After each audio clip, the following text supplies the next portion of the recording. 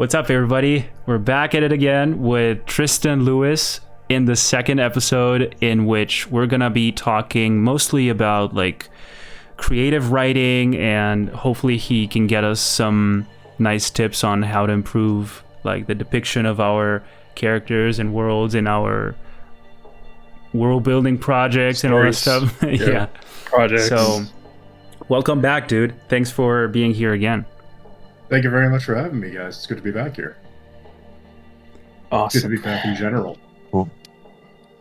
I don't even know where to begin right now. I guess I'll just. Seems like there's so much. Use some writing tips. There's to the script for this. I'm sorry, but we never run on scripts. We can here. jump into the first question. Then. Message. Yeah. If we want to do, if we want to start with that, Look, that'll probably roll the conversation along. There's something. There's something you shared with us. That's called "In the White Pines," right? Yes. I got a chance to read that. It's really good. Dude. I gave it a go, right? But I didn't get to read much of it because I was like busy doing other stuff. Yeah. But I'll definitely try to finish it. But I must say that what I've been reading so far, and maybe it's what I'm using to visualize this, but there's no pages, so I have no idea how much I've been reading about it. But there's like a nice introduction, and I like how you put dialogue in there mixed with the description of the scene, and it's visual, in a way. I like the poetic approach to the descriptions and all that stuff. So I guess we could start there. Like, how do you approach scene descriptions and integrate it with dialogue, even though it's like pretty brief? So I know it's not exactly very, apparently it's not exactly very common to be able to visualize something and be able to hear it in your head at the same time. Apparently not many people can do that. Most people can do either one or the other. Some people can't do either, which makes me wonder about how people imagine things at all. So I am able to do that, and I completely blame that on video games, considering those are both text-based and visual and audio all at the same time. So how I approach these kinds of things is when I'm picturing a scene, I don't know why, but more often than not, I'll start with the same phrase or the same word, and I'll start the scene there, and then I'll just keep reworking it through my head, and usually like rewinding, so to speak, mentally to the very beginning of the conversation or the beginning of the scene, and just keep working it out until I have a flow that I really like. And another way that I think of the scene description is, for one, I learned this lesson from, I believe it was the crime fiction writer Ian Rankin. He's a Scottish crime fiction writer. He gives you as little description as possible, essentially. In the first couple of pages of his first book, Noughts and Crosses, he describes his character as being slightly overweight, in his 50s, black hair and green eyes. That's all you ever get. And I try and follow that sort of a philosophy when it comes to writing. So I imagine these scenes almost as a stage play. So you commented on how you always have a character talking and doing something, normally at the same time. I think of that in the sense of background characters. So let's say you have a conversation between two characters, let's say a mentor character and the protagonist, but you also have, say, the protagonist's cohort. Like, let's take the example of Geralt of Rivia from The Witcher and Dandelion, his partner. So Dandelion has to be doing something in the background here and there, or adding to the conversation here and there, so that the reader doesn't forget that they're in the room, essentially. So that's how I look at a lot of these things. If I have a scene where I have multiple characters, but I want to really take the focus away from them as well, I'll generally have them leave the room or go to do some sort of mundane task, like let's say, for example, washing dishes or collecting firewood or something like that. To get them out of the area, but to let the reader know this character is doing something within this world. Does that answer the question? Yeah, makes sense. But it's kind of tricky, right?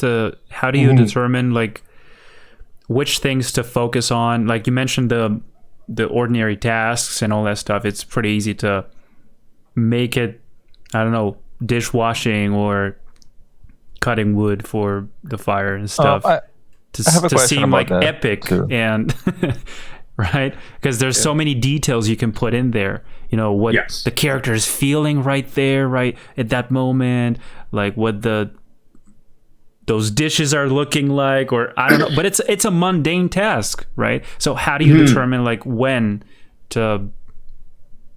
It might be a stupid question, but no.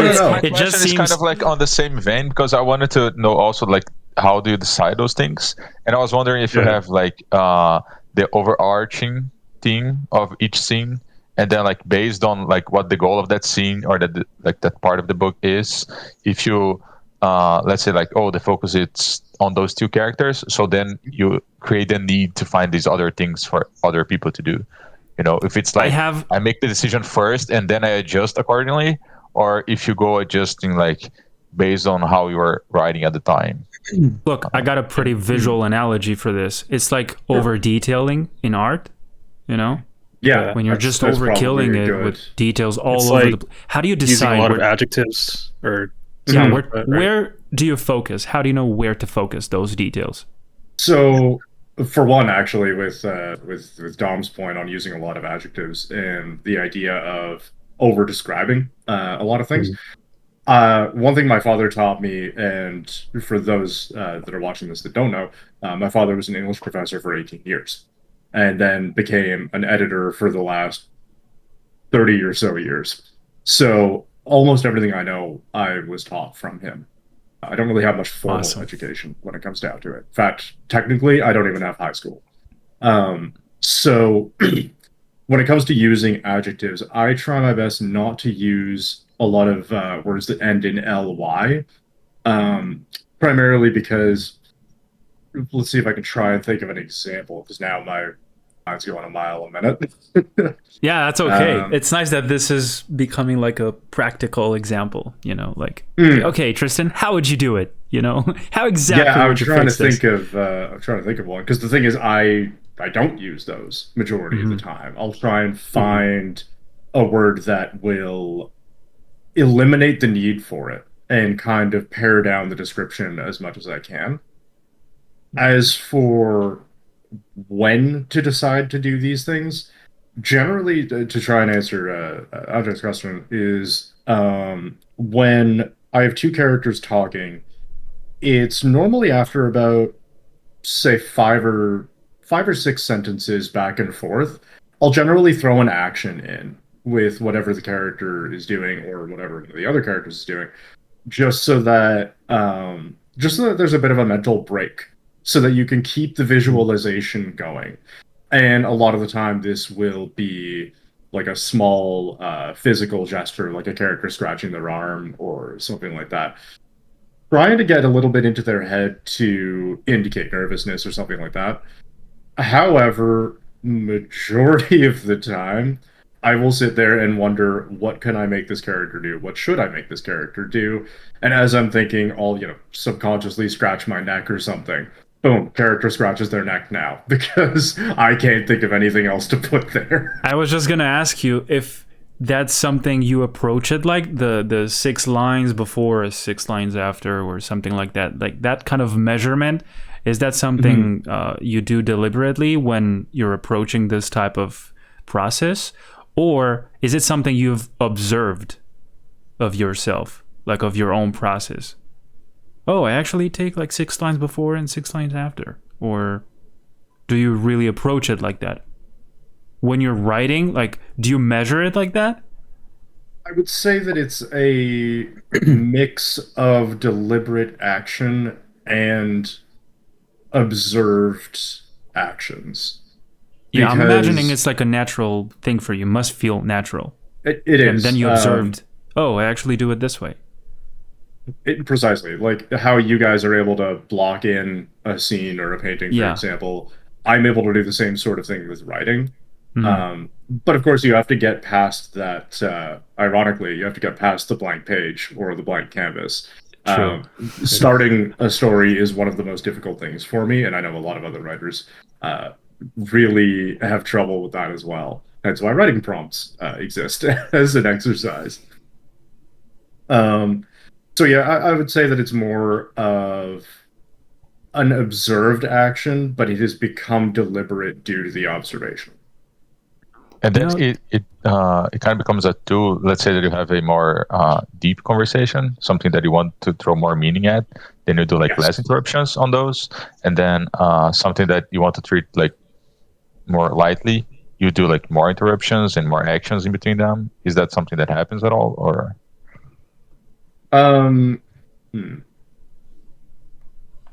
Actually, I'm sorry. Could you repeat that? Because so let's say that like you have two characters having like a very deep and meaningful conversation, right? Yes. And it's something that you really want the story to like focus on.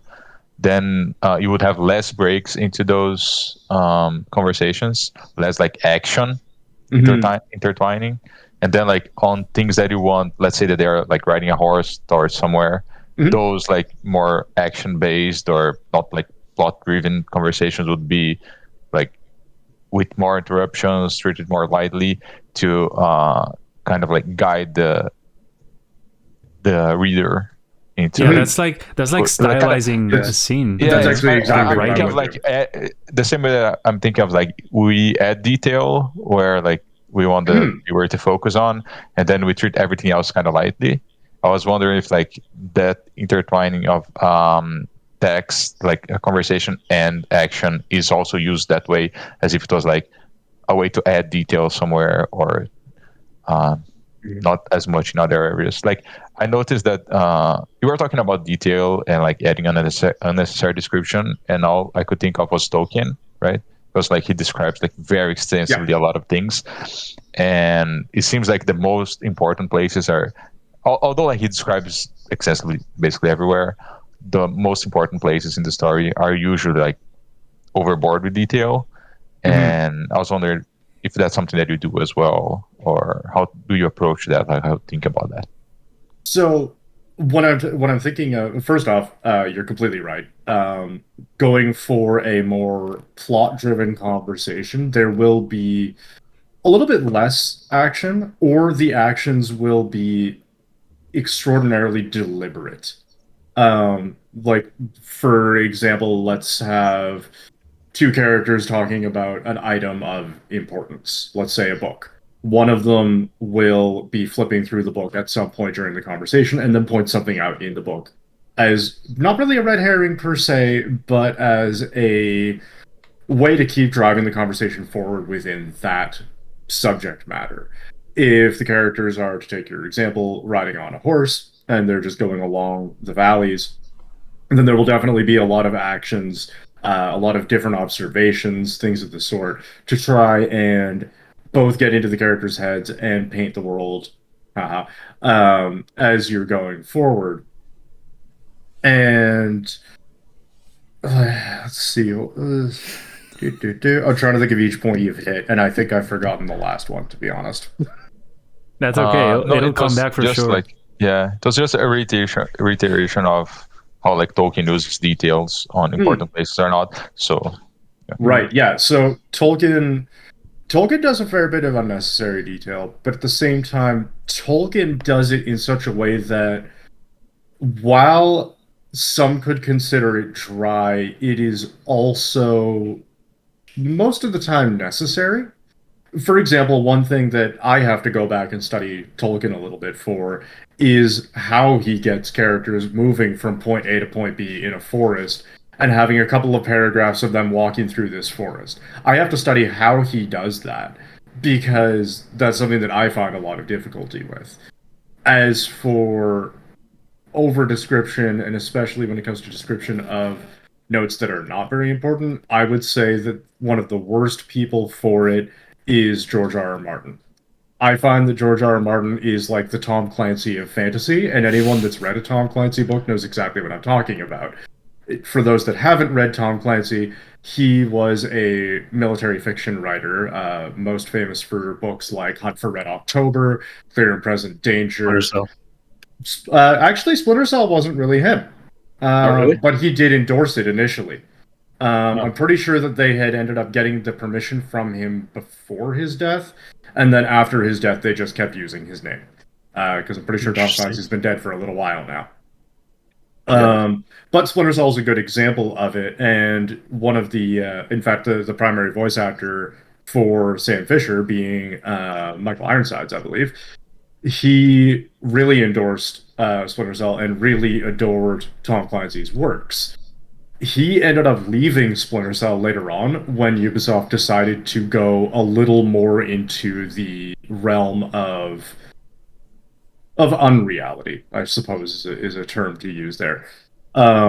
Because Tom Clancy was extremely grounded when it came down to what was happening in his books. Rainbow Six is another one that he did, actually, because Rainbow Six was initially a novel and then turned into a series of stories later on. Phenomenal novel, by the way, even if he is a little dry at times. So to walk the dog back a little bit and go on to the dryness of his works, Tom Clancy is the type of writer where he will give a character a submachine gun, let's say an MP5. He will then go into detail as to who made the gun, what type of a gun it is, how many rounds it carries, how it's more effectively used, things of the sort. Like, he will go into extreme detail on something that absolutely does not matter. The only way that I could justify doing something like that is, let's say I were to give a character a gun. Let's say I were to have the character that is giving them the gun say, hey, by the way, you haven't used this before, this is how many rounds it takes. That will become pertinent because they'll find themselves in the middle of a firefight, and then I'm mentally counting how many rounds they're using each time. And I'll even say, they fire off 4 shots or whatever. And then eventually it'll hit that point where they have to reload, even if they're not realizing it. I at least know that that's a thing. That can then become a source of conflict just within that specific situation. And that kind of leads into a point that Brandon Sanderson went into in one of his lectures, which, by the way, Brandon Sanderson, fantasy novelist, he wrote, I believe it was The Wheel of Time, though I could be wrong on that because there are so many different fantasy series out there at this point. He has essentially an entire semester's worth of lectures on writing on YouTube for free. They're phenomenal lectures, and I watched every single one. Do you know I found that guy through his YouTube videos before I even knew he was an actual author and writer.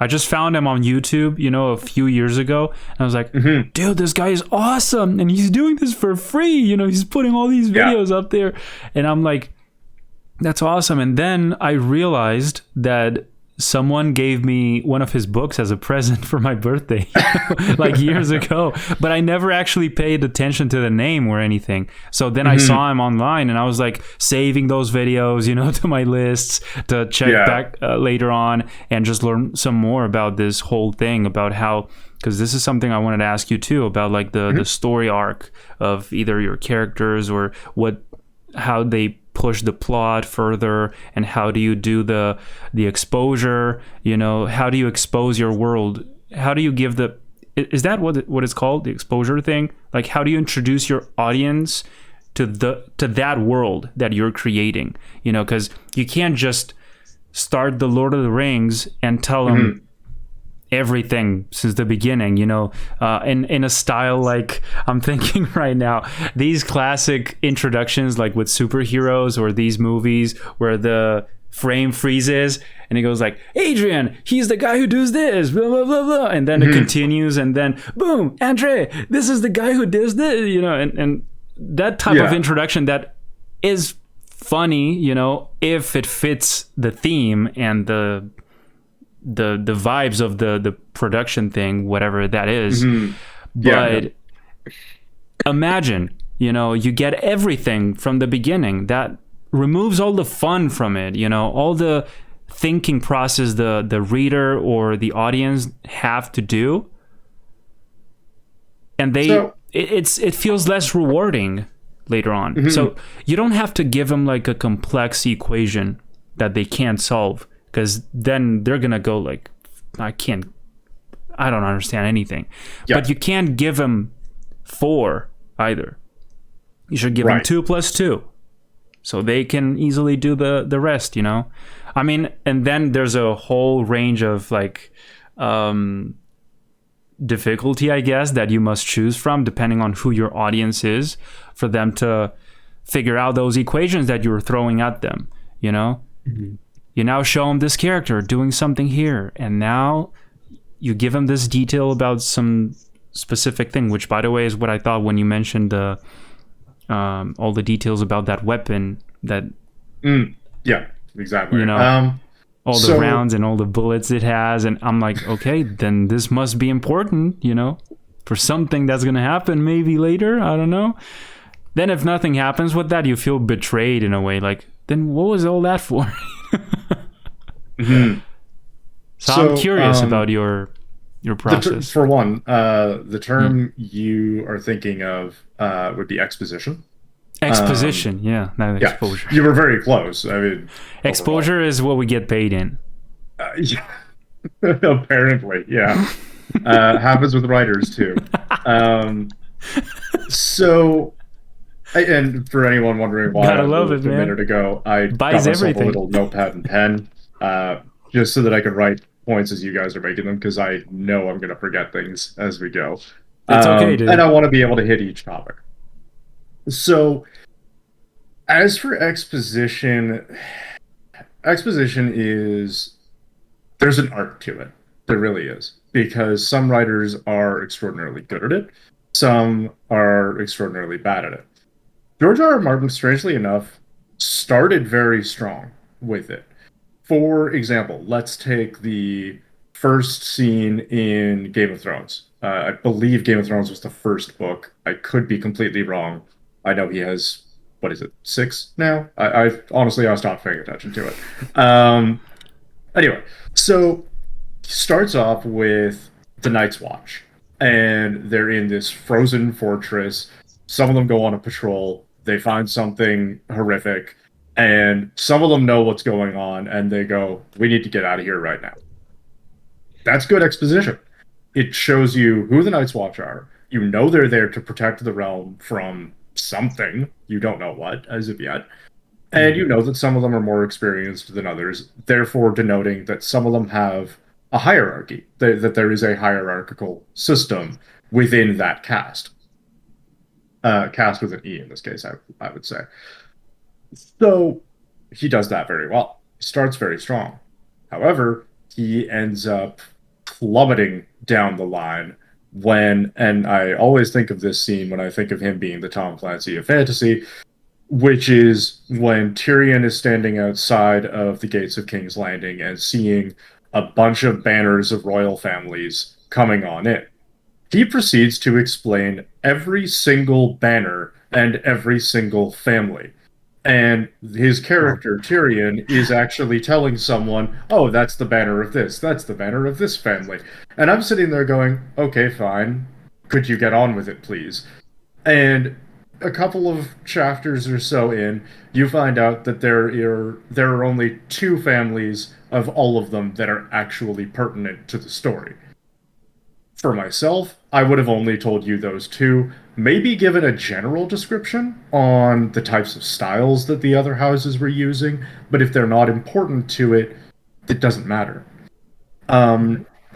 Another trick, or another example, rather, of good exposition is, and I think I brought this up on our last episode, strangely enough, is the TV series Avatar: The Last Airbender. Mm-hmm. Phenomenal exposition. Because this first scene starts off with 2 people in a boat in what looks to be an Arctic area. So you have a bunch of icebergs, and they're going along in their little boat.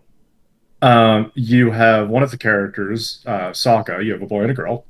So you have the boy, Sokka, sitting there in the boat with a spear, and he's looking around for fish to spear. While he's doing this, his sister, Katara, behind him, is starting to kind of move her hands around. And as she's doing this, water in front of her ends up forming a bubble and floating out of the water. And there's a little fish inside the bubble. And she's saying, hey, look, I caught it. Sokka sees a fish, takes his spear back, pops the bubble, and then they start arguing about magic. You already know that she's magical. You know he's not. You know he is seeing himself as the provider, and she is seeing herself as I'm the one that's going to solve this problem. After a large argument, ends up that Katara uses too much of her magic accidentally and shatters an iceberg, which is an extremely cool visual. So that alone gives you a lot of exposition on the world.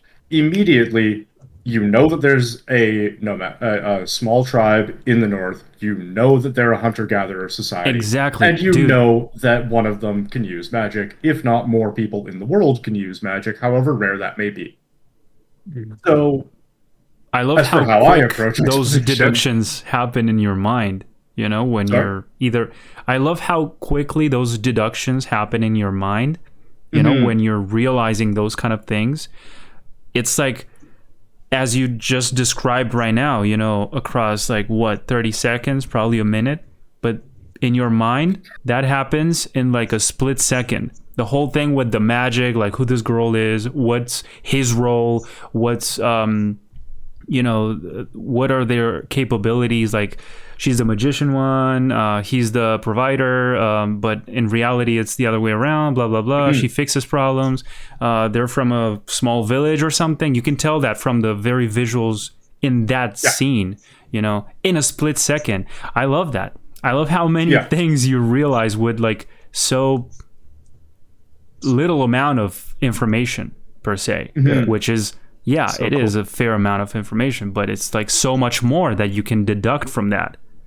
Precisely. And how I end up going with exposition is, strangely enough, I actually took this idea from a media studies class that I had in high school, where my teacher had described the idea that films and TV, and especially commercials, much to my chagrin, use a tactic that's called beats per minute.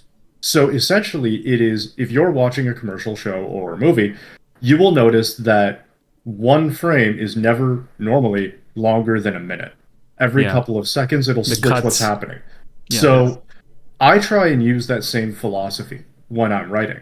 And you'll notice, especially in White Pines, or the story that it's actually from, you'll notice that I very often use this in the sense of my scenes being pretty short overall. Most of the time, a scene will only be maybe about 4 pages. And part of the reason I'm doing that is not only because I like things to be quick and to the point, I also like to try and not exactly manipulate the reader, but want the reader to desire more of the story. So I'm sure you guys have experienced it at least once in your life, where you're reading a book and, you know, you're flipping through and you're like, okay, that chapter was only 3 pages, 4 pages. And then you're like, okay, it's about 12:30 at night. Maybe I should get to sleep. I want a new chapter. How long is this new chapter? Oh, it's 10 pages? Yeah, I could do 10 pages. And then you look at the next one and it's 40 pages and you're like, I can't do that tonight. And then you go to bed. I try and make it so that every time you finish a chapter, you sit there going, all right, I can keep on going. That was short enough. So I try and use it almost tactically, in a sense, in the idea that I want things to be short enough that you're hooked, and I'll normally try and leave things off in not exactly a cliffhanger per se, but more in a way where I am leaving you with a question, or I'm leaving the characters with a question. Yeah. And then normally I'll flip the narrative, and it'll be an entirely different character. And then you sit there going, okay, we're back to this guy now. and then you kind of want to figure out what they're up to since the last time we caught up with them. Honestly, I imagine a lot of these stories as a movie or a TV show in my mind, because that to me is a way that I'm able to take the visuals that I have and be able to speed them up and end them in a sense where hopefully my reader ends up wanting more of the story. Gotcha.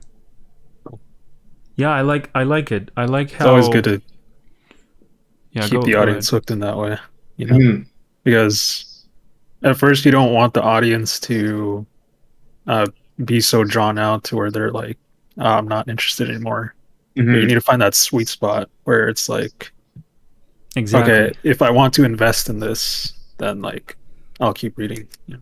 Keep them interested because of an interesting character and what the character does, and you know, you have to make them care about the characters. So that's another question that I actually have for you. Like, how do you write characters and stuff? Yeah, how do you make the audience care about your characters? Look, before we move into that, I would like to ask you, because I already asked about the story arc, the plot. How do you structure that?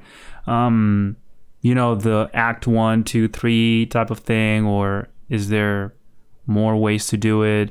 I don't know, because when you mentioned the chapters thing, I thought, yo, that's interesting. Like, how do you think in chapters? Like, do you think one book or one story, right?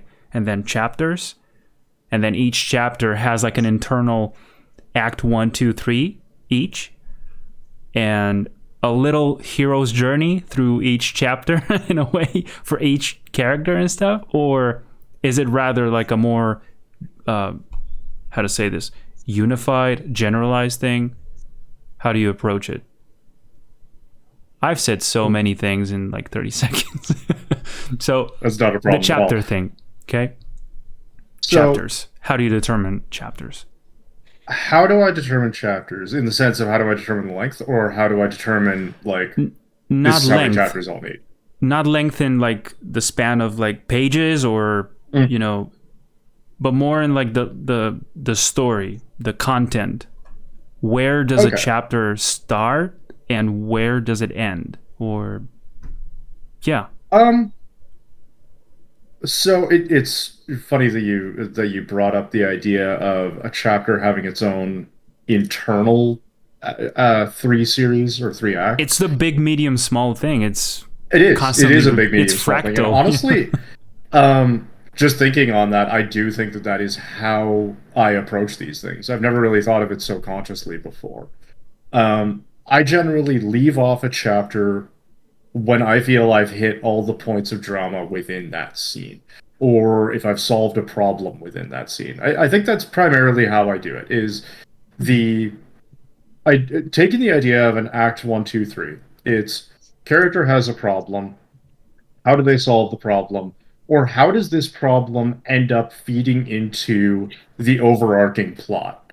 Because I've always really, really loved stories, and these are so complex to be able to try and do. However, if I had to point to a really good example of it, Sir Terry Pratchett, who wrote the Discworld series, and also wrote a phenomenal book with Neil Gaiman called Good Omens, which I would strongly recommend anyone pick up, and I could go into more detail if you guys want on that one.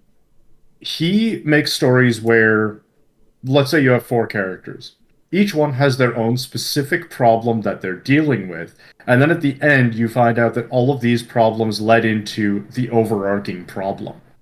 So I try and think of that kind of a structure where, you know, this character picked up a gem, let's say. This other character is dealing with political machinations behind the scenes in the city. Turns out that one of the nobles that this person's dealing with is looking for that gem. Let's take that idea. So I would have those chapters break up into smaller problems of character needs to get from point A to point B, which is more often than not the case. Or they have to solve this problem before they move on. To go back to Brandon Sanderson, one idea that he has is called yes and no but. the character has a problem, and this is how they're going to fix the problem. Does this work? Yes, it does work, and then this thing happens, or it causes this. No, that doesn't work, but miraculously this other thing happened. So it's kind of a way to think of, for example, the big, medium, small idea within visual art. It's a way to take that into writing. How do I take my biggest piece, let's say the gem, and we go down a little bit more? How does this gem affect everything around it or in the world or the plot? Well, it affects it because that noble is looking for that gem. And then to go even smaller is, how did the character get the gem in the first place? So you're kind of going from the larger world stage to shrinking it down to one specific individual or one specific town. Like, for example, in the White Pines, I don't really think of a lot of the characters as individuals per se. I look at the village as a character itself, as a symbiotic being that is feeding into itself. You have a hunter, you have a fisher, you have the herbalist. All of these fill a role for the survival of everyone around them. Yeah. So looking into the bigger problem of that story, and I'm not going to really go into the bigger problem of it because you guys haven't finished it and said you wanted to, and I don't want to spoil anything. Looking into the bigger problem of that, it's how does each character offer a solution towards the inevitable problem. Excuse me, just a second. Have you posted that anywhere on the internet? In the White Pines? Yeah. Is there available? No. I mean, are you okay with people reading it? In case we can drop it in the... I'm actually completely okay with it. Oh, yeah? In case we can drop it in the description for them to check it out if they want to. Yeah, and I was actually talking with Dom about that, and he had suggested throwing it into the Lightshare channel so that I can share it with you guys. Nice. I have primarily shared White Pines with select individuals. However, I think at this point, I think it's ready to go forward and be out there. There's only one mistake I can think of in the whole story, and it is literally just a font thing. There's one character where, for whatever reason, something was emboldened, and we didn't. My father and I completely forgot to get rid of it. So it's still there. It's one sentence, and it's a dialogue, so it works. So why not? It's still there. Yeah, that's okay. And I'm not going to change that. Yeah. So, okay. Like finding that little I'm just asking, stroke. just in case. No, of course. Cool. Awesome. And let's see. I believe it was you, Dom, that asked how do I make an audience care about the characters? Yeah. How would you like approach it in a way where it's simple enough for the audience to be like, okay, I can connect with this, but not over the top where it's, you know, it's so foreign that it's like, what is this character, you know? So, for one thing, I'll be honest, I'm never sure if someone cares about the character. I, strangely enough, don't have that as a concern. How I look at it is, I'm going to give this character a problem that is relatable to their situation. And more often than not, I try and make these things, even if they're a grandiose problem as a whole, I try and make it so that the character is as human as possible. So, you know, they'll have their own wants and desires. They'll have, they'll have the need to go and eat food or something like that. Now, I don't go as in depth with that as, say, George R. R. Martin does.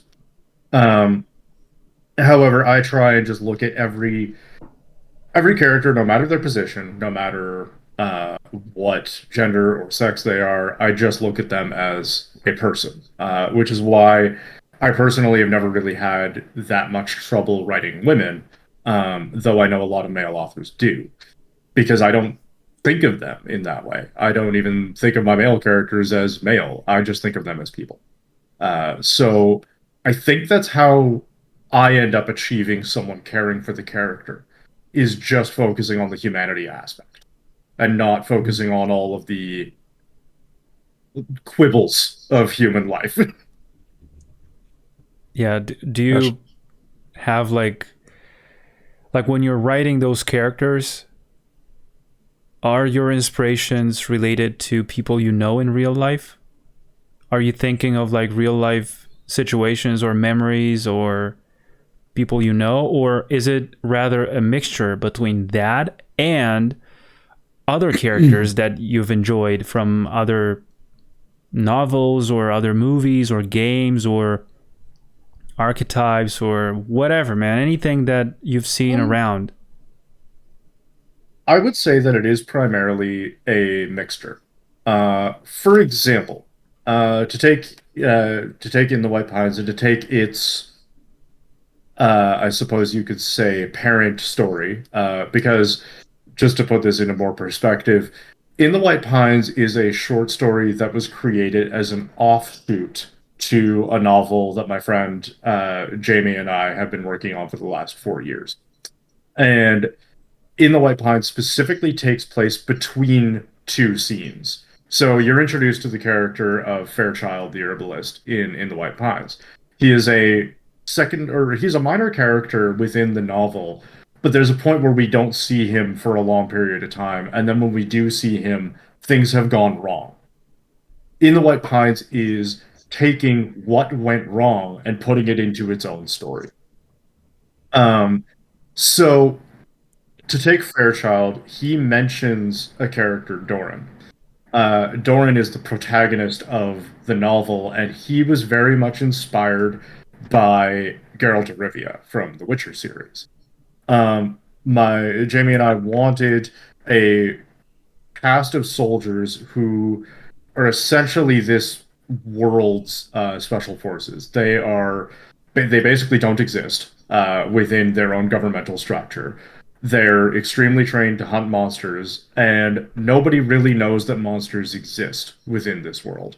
They are kept as folklore, they are kept as all of these other bits and pieces of superstition. Whereas this group called Sentinels, they are posted out into the most remote areas, and their entire training is to hunt these monsters. We didn't want Doran to be quite so alike to a Witcher, to the point that someone goes, oh, well, they're just this. He's more your traditional monster hunter, and weirdly enough, very inspired by the Bloodborne hunters from that game, in the sense that they use tools, they use ambush tactics. They are people. They have basically nothing special about them. They are just very well trained. So within that idea, I do take inspiration from games, from movies, TV, whatever. I do take these inspirations for characters, but I have also had many occasions where I have been inspired by someone that I know. More often than not, this will come about in the sense of, I need a minor character. I don't know what to call this bartender. Who did I encounter today? Oh, I encountered my buddy Glenn from across the street. Okay, this bartender's character is now Glenn. And so I'll maybe take a little bit of physicality from that person and then throw them into that character, and then just take maybe the barest bone of traits from that person, like little personality tics or things like that, just to paint more life into the character. Got it. In my case, sometimes even a conversation could spark an entire scene, you know, something you said, for instance, or a memory of a place I've been to, or dude, I don't know, a line from the lyrics of a song, or it doesn't matter really. Like, it could be anything. It could be a shape from another artist painted that sparks an entire thing completely unrelated to what's depicted in that picture, you know? Yeah. or simple concepts, you know. I don't know, like I do enjoy a lot nature when I go out hiking and stuff. I inevitably pay attention to everything surrounding me, like even tiny little ants, like what they're doing, their trails, you know, the way they're moving around. And I remember this time that I saw like it wasn't a worm, it's like one of those millipedes, or I'm not sure what they're called, but it wasn't a centipede, because I know what that is, and that's that's entirely different.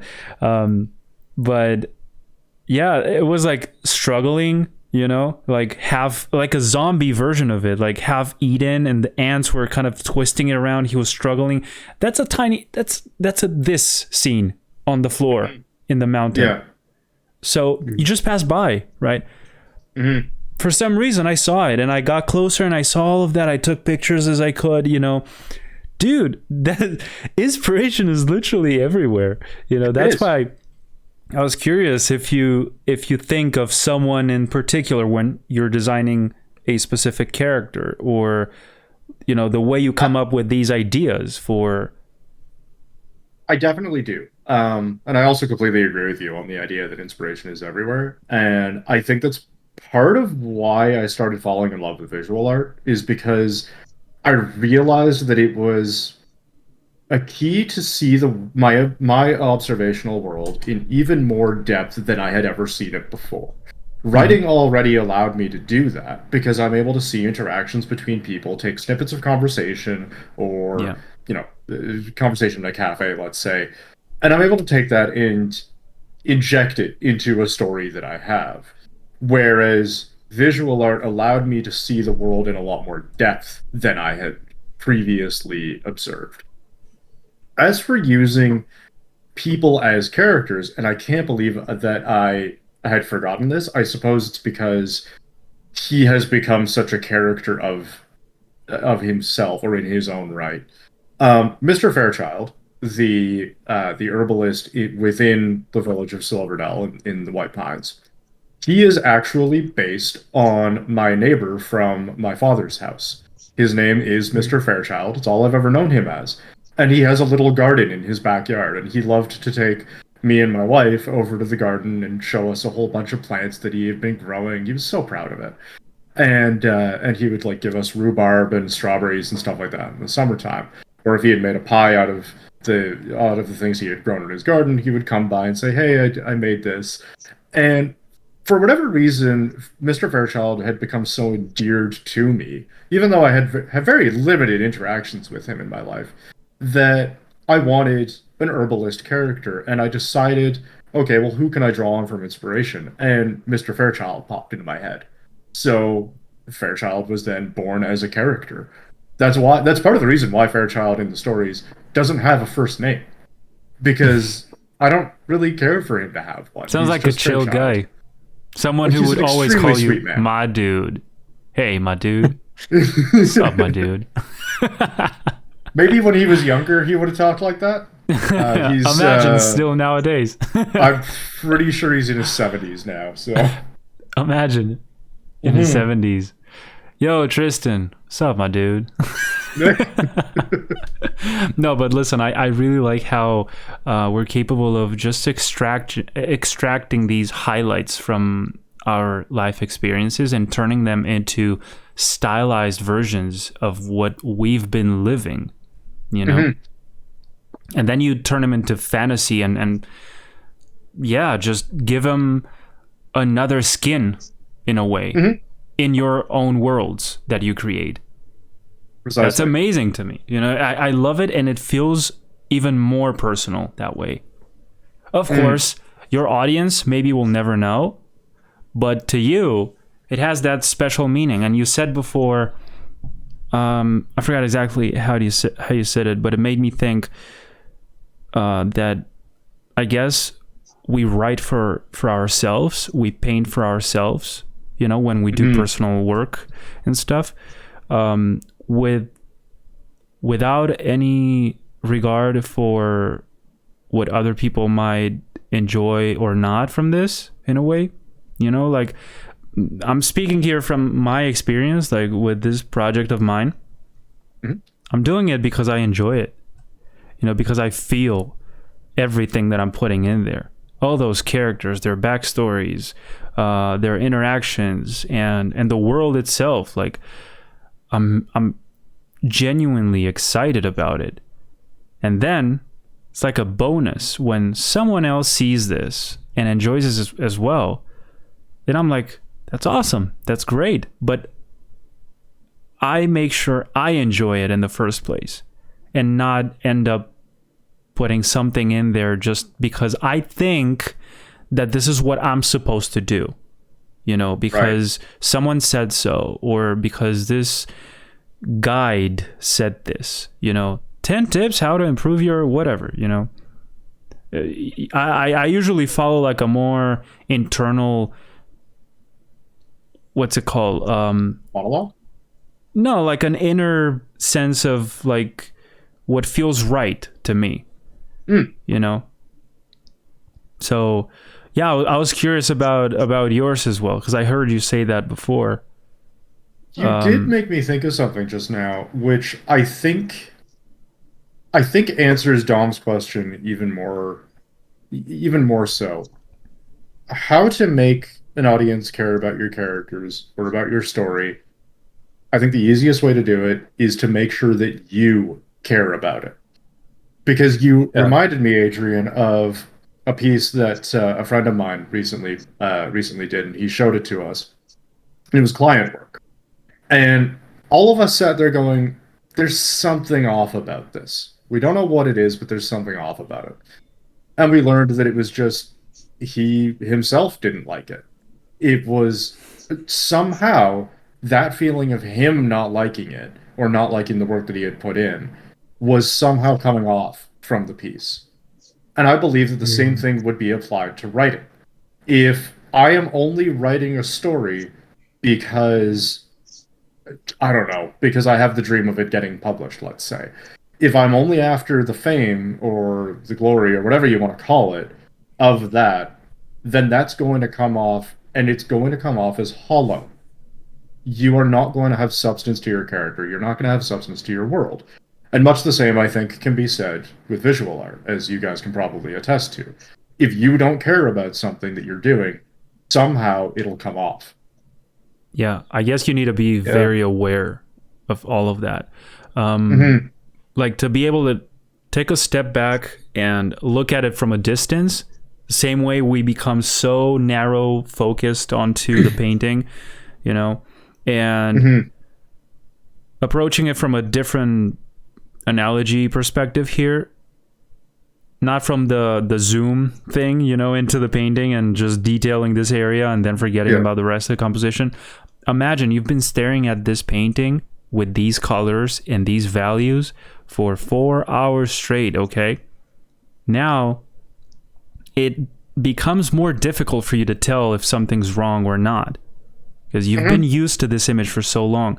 So I realized how, and I have friends in the music industry as well, and I noticed this similarity, between the two industries, because when you take a break from that and come back at the painting or the song you're creating the next day, it looks different. It sounds different.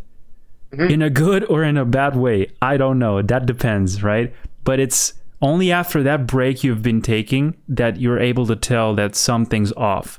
So I wonder if something like that happens here, because you have to be aware that when you're so excited about, oh, this character is really coming together, dude, it's so cool, and you're writing all that story and it's looking nice, it's sounding good, but then you might overlook certain details that might matter more than you think, than you realize.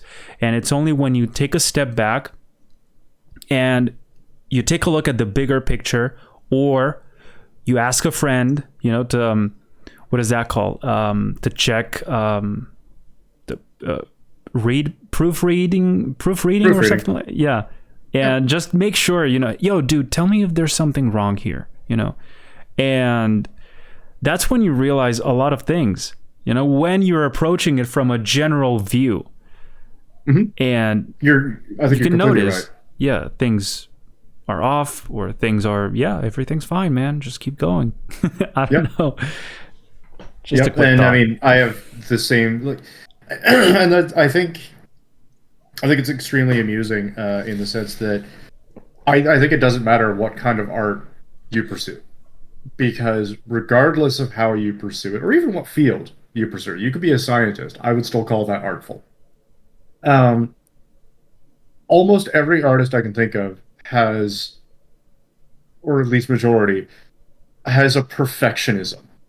You want this thing to just work. Dude, and as soon as you feel like it's not going to work, you sit there going, I'm done. I don't know what I can do about this. Like part of the reason why I've sent you guys a lot of stuff that I'm working on is because even if it's a small thing, I sit there going, I know that if something's wrong, they're going to say, hey, this thing is wrong. And then I'll go, okay, cool. I'm going to fix that thing. Much like you guys could send me any kind of writing you want, and I'd be able to tell you, strategy, hey, this is why. Yeah, well, it's kind of. I guess I kind of see you guys as my proofreaders, you could say. Yeah, because in a way, if you send something like, a pretty detailed painting already, like, hey, what do you think? In a way, you put more pressure onto the feedback person, Yeah. And they're like, at this point, who am I to tell him, right? Yeah, precisely. He'll have to change everything, and I don't want to be that guy. So they feel less compelled to actually tell you the truth. And I guess that it makes sense, that you're just sending us the little thumbnails and all that stuff, because it's easier to say, yeah, that one sucks. No, this one is good. Well, exactly. Oh, and that one. And that's where I look at it, because, like, for example, with the ones I sent you yesterday, which I posted on my Instagram story as well, I knew that if something was wildly off, like with the perspective especially, because I think that's what I was mostly practicing, was the perspective composition. I knew you would have told me, like, that one doesn't work. And we did have a conversation where it was like, we both agreed that one of them was a lot stronger than all the others. For whatever reason. I don't really know the reason for that. But that's probably just a student mistake. Dude, sometimes it just feels good, Like, you see it and you're like, yeah, this one, yes. This one, no. Absolutely no. Precisely. And maybe you don't know at that moment, but it's something. I don't know, like a general feeling. Yeah, exactly. To go back a little bit onto the writing aspect of it, you're completely right on taking time away from your project. Neil Gaiman, for example, gives the advice that when you're done a story, you sit there going, oh man, I really want to, get started on book 2 immediately. And you could do that, or you could start on whatever the next story is or the next chapter is. But another strategy is when you're done the work and you're completely done your short story or whatever it is, shove it in a drawer for 2 weeks and then go back to it. Because you'll be able to almost pretend as if you've never read it before. Like, I opened White Pines after I sent it to you guys. I haven't looked at that for 2 years. And reading it now, I sit there going, oh, this is a good scene. Oh, that's a good little thing I did there. Oh, I completely forgot that I did that. Nice. And I think that that's also where the care aspect comes in. I really cared about that story. I had a deadline on that story for a contest, and I think my deadline was within 5 weeks. Every day after work, and at the time I was doing a very physical job as my bosun work, or a deckhand, as some people might know it as. So I was doing very physical work, working outside all day, and I would come home, have dinner, and write for 5 hours. And somehow I was able to get that drive. And I finished that 72-page story in about 3 weeks. And damn, to this day, I sit there going, why can't I do that with anything else? When you said I just sit down and write for 5 hours. I haven't done that since. I would like that to be known. Okay. But like, I'm genuinely asking because I'm really curious about this. Mm-hmm. I've had the chance to write some stuff, right? Not long stories, not short stories either, but like pages of like narrative driven content.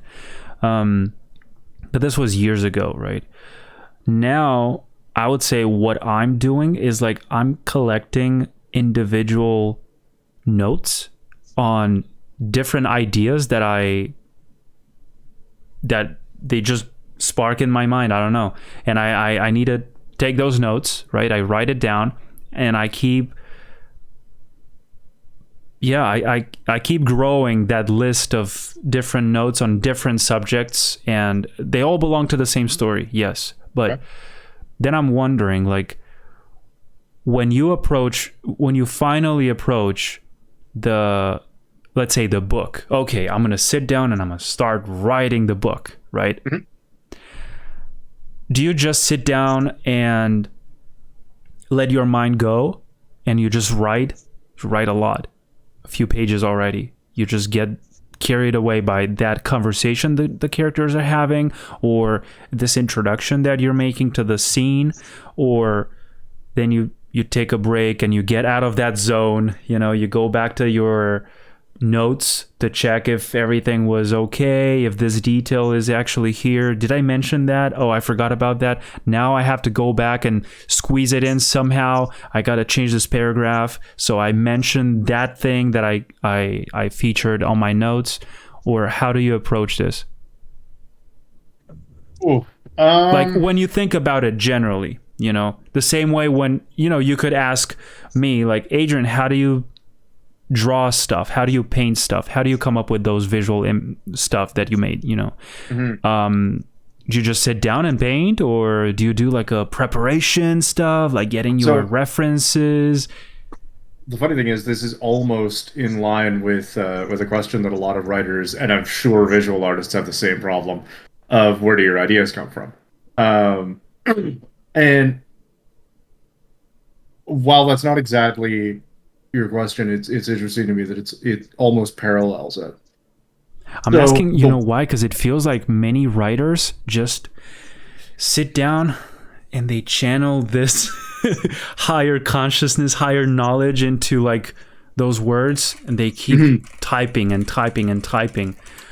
And all of a sudden they have one chapter, and then 2 months later the book is ready. You know what? I think I can answer this. I had to really think on that. For one, we don't have the beam of consciousness. I wish. It would make things so much easier.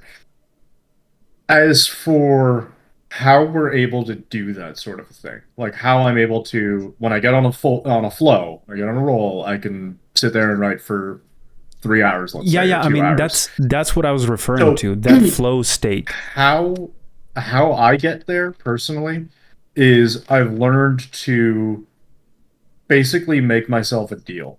And strangely enough, I think this also comes from a coping mechanism from my anxiety, which is just write one sentence. Just the one thing. Okay, I feel pretty good about that sentence. Let's do the next one. And then you just keep doing that. Or you have this scene that you've played out in your head 100 different times. And that's where I was going earlier. That's where I was going on. I repeat a word for more often than I can count. I normally have a scene in my head start with the word well. Don't know why. That's the conversation starter that a character will use. Just the word well and then subject matter. And I'll repeat that over and over and over again. When I've repeated that scene enough, then I'm able to sit down and comfortably go, this is what I'm doing. Whereas if I don't have that, there is some planning involved for myself. If I am planning out a scene or planning out a series of scenes, I'll write little bits of notes, like literally just a sentence saying, this is the subject of the scene. And then I'll do what I can to get to that flow state, because getting to the flow state is basically an achievement in and of itself. It's extraordinarily difficult to do, I find.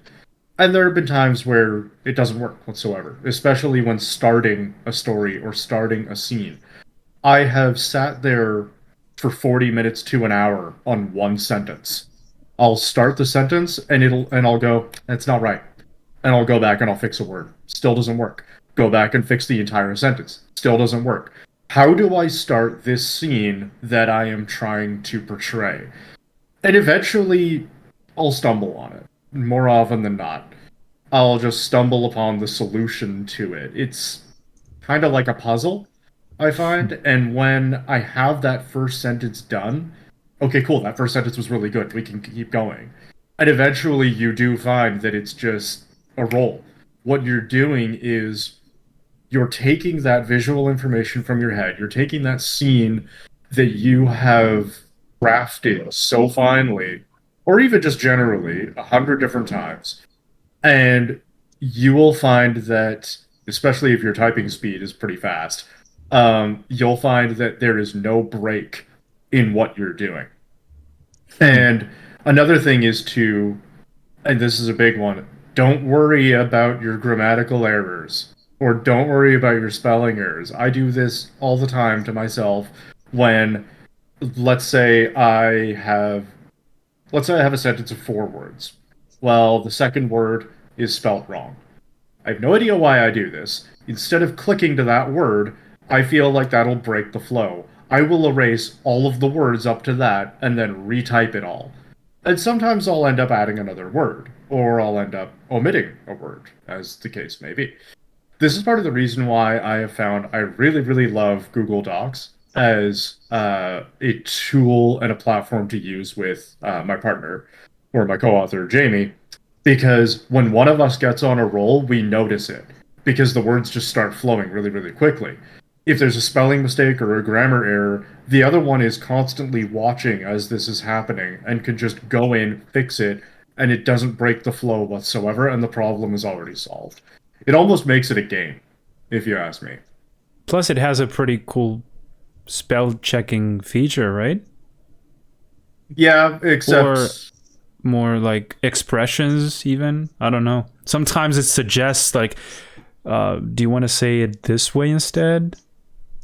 Actually, it's funny you say that, because just from the way I was taught, more often than not, Microsoft Word or Google Docs will say, hey, by the way, did you mean to say it this way? And I'll say, no, I actually meant to say it the way I'm saying it. You better just recognize my own skill. Exactly. Or even when I'm spelling something, like, for example, Canadian and UK authors will spell color, for an example, with OU, so OUR. I'll throw that into Google Docs, and Google Docs will tell me, do you mean color without a U? And I'll say, no, I mean it with a U.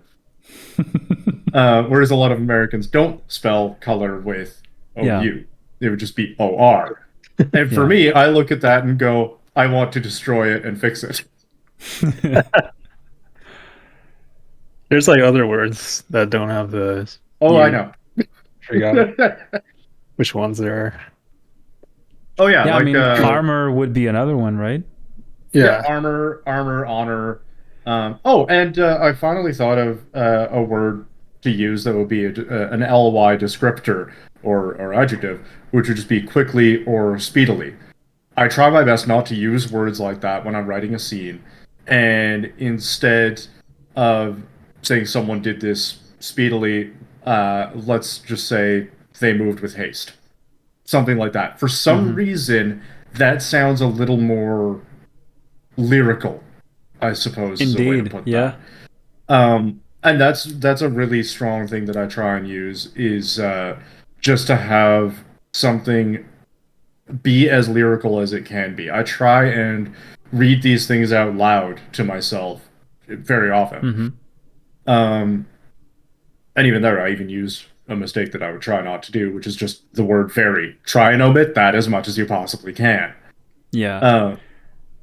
I try to use a lot of synonyms as well. Like I try to look at other ways of saying what I'm trying to say. You know, this very word, what other alternatives are out there? And then I'll just go through them and see which one fits better. Synonyms are great, but you do have to be careful with synonyms, because you can't only look up, okay, what is the synonym for... Depending on the context, right? They make more sense, or... Depending on the context, precisely. So you can't only say, what is the synonym for X, and then see a list of synonyms. You then have to look at the meaning of that specific word that you like the sound of to see that you are using the synonym properly. Who says this synonym in this context? No one talks like that, right? So it doesn't make sense to you when you're reading it. Ooh, and that's, I guess, what we got to be more careful with. You did actually just remind me, though. There is one thing that I definitely want to bring attention to, which is just dialogue. synonyms are great for dialogue, especially when you have a character who is marked as being intelligent or marked as being reclusive, let's say. You can then look at a synonym that might work, or might work specifically with that character. What is a fancier word of saying winter, for example? And I'm thinking of that specifically because of in the White Pines, I use the word Heimdall, which is not a word that anyone would ever use in normal conversation. Literally just means wintry. So it is a more poetic way of saying that word. And it is something I used specifically because the character is reciting an old poem. It is archaic language, therefore you can use that in that context appropriately. So synonyms can be wonderful for having your character sound a certain way without destroying the meaning of the sentence. But again, you do have to be very careful with the synonym that you're picking. I see. Yeah. Hey, I have some questions here from our audience. Yeah, maybe we should start. One of them says, "What's your?" Before you do that, I'm gonna go grab some more water. So sure. Try throated. Yeah. Okay. Go ahead, bro. We'll be here. Be right back. Yeah. Anyway, the first one is one that has actually been answered before in the previous episode, so I recommend you go check that one out first. It says, "What's your story?" So Tristan has already introduced himself in the previous episode. He's been telling us about how he got here, and yeah, that's already been discussed there. But what? I don't know about you, but like when you guys are talking about the story writing and everything, in my head, I'm trying to like imagine the story that I'm trying to make, like how I approach it. And it seems like, I don't know about you, but it seems like you all like flow very much into the story instead of like being more systematic with it. Oh, I actually want to ask him this about the world building stuff. Like, do you first think of the world, the physical that thing? analogy of like, the gardener and the architect? Yeah. Are you an architect I can't first? stop thinking about that because it seems like a lot of the conversation has been going like, how do you do, like, how do you portray certain things? Mm-hmm. And I'm wondering, like, okay, what's the like high level decision making that's happening behind everything? Yeah. Because let's say that, So I want to ask him I'm trying when to he comes back. think about it. The how you do it, it's very, very interesting. But I feel like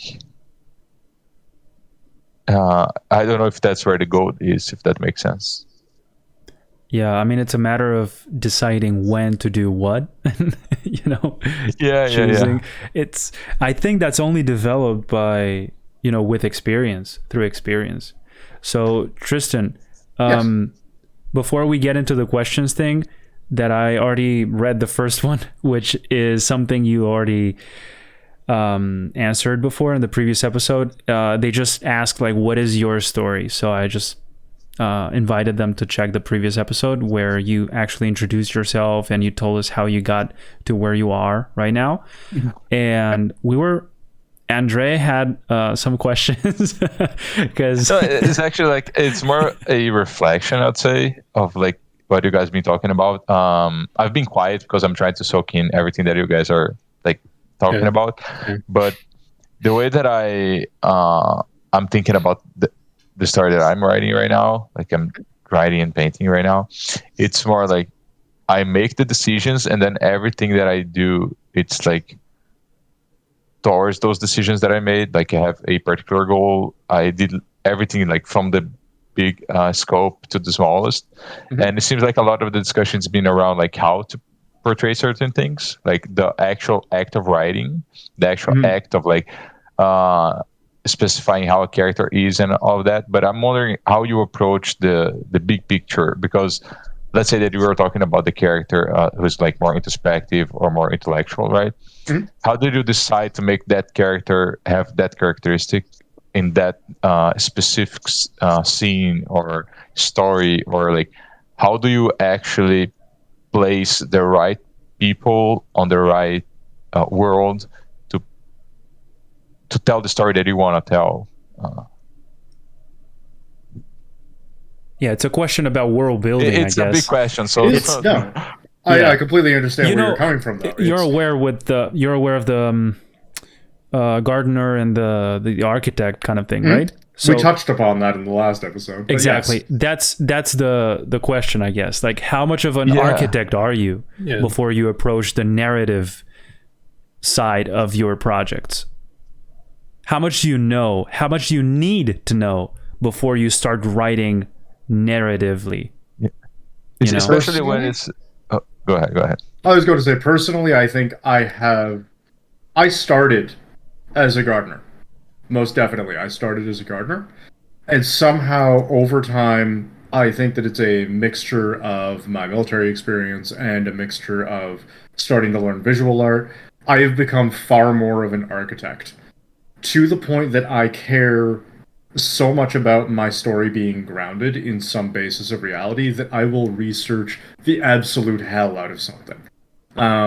So, for example, I'm working on a science fiction story, or I should say I am plotting a science fiction story because I have not started writing it yet. I have spent the last... oh boy, where are we now? We're June? No, we're not June. Jesus Christ, almost May. Yeah. Almost there. Anyway, so I've spent the last 5 months just researching the science fiction concepts. For example, it was, I don't want to use hyperspeed or warp speed. How do I get around this? What are realistic versions of space travel that we could use? And I have a full document outlining different types of speed and different types of propulsion systems, and also how long it would take to get from X to Y with this type of propulsion. So I'm trying to make things as realistic as I possibly can because that's what I want to do. With fantasy, I am also very much an architect in the sense that I'm researching, what types of weaponry is used here, what types of armor is used here. Well, okay, these characters are using magic. How much will armor really matter if someone's using magic? And also, how do the rules of magic apply? What are the restrictions of a magic user? Things of the sort. So I've certainly become a lot more of an architect, and I've certainly started crafting a lot more of my scenes and really plotting things out almost to a T. However, when I start writing a scene is when I allow the gardener aspect to take over. Yes. I think of it as two different personalities, in a sense. So I was just telling Andre that you have to learn how to balance out those two. Yes, it's something you learn. Do. You learn through experience, I guess, right? The more you practice, the more you know when to let each of these two characters loose. The architect or the gardener, right? Precisely, and that's when I start letting the gardener out and to play. The gardener grows the story, right?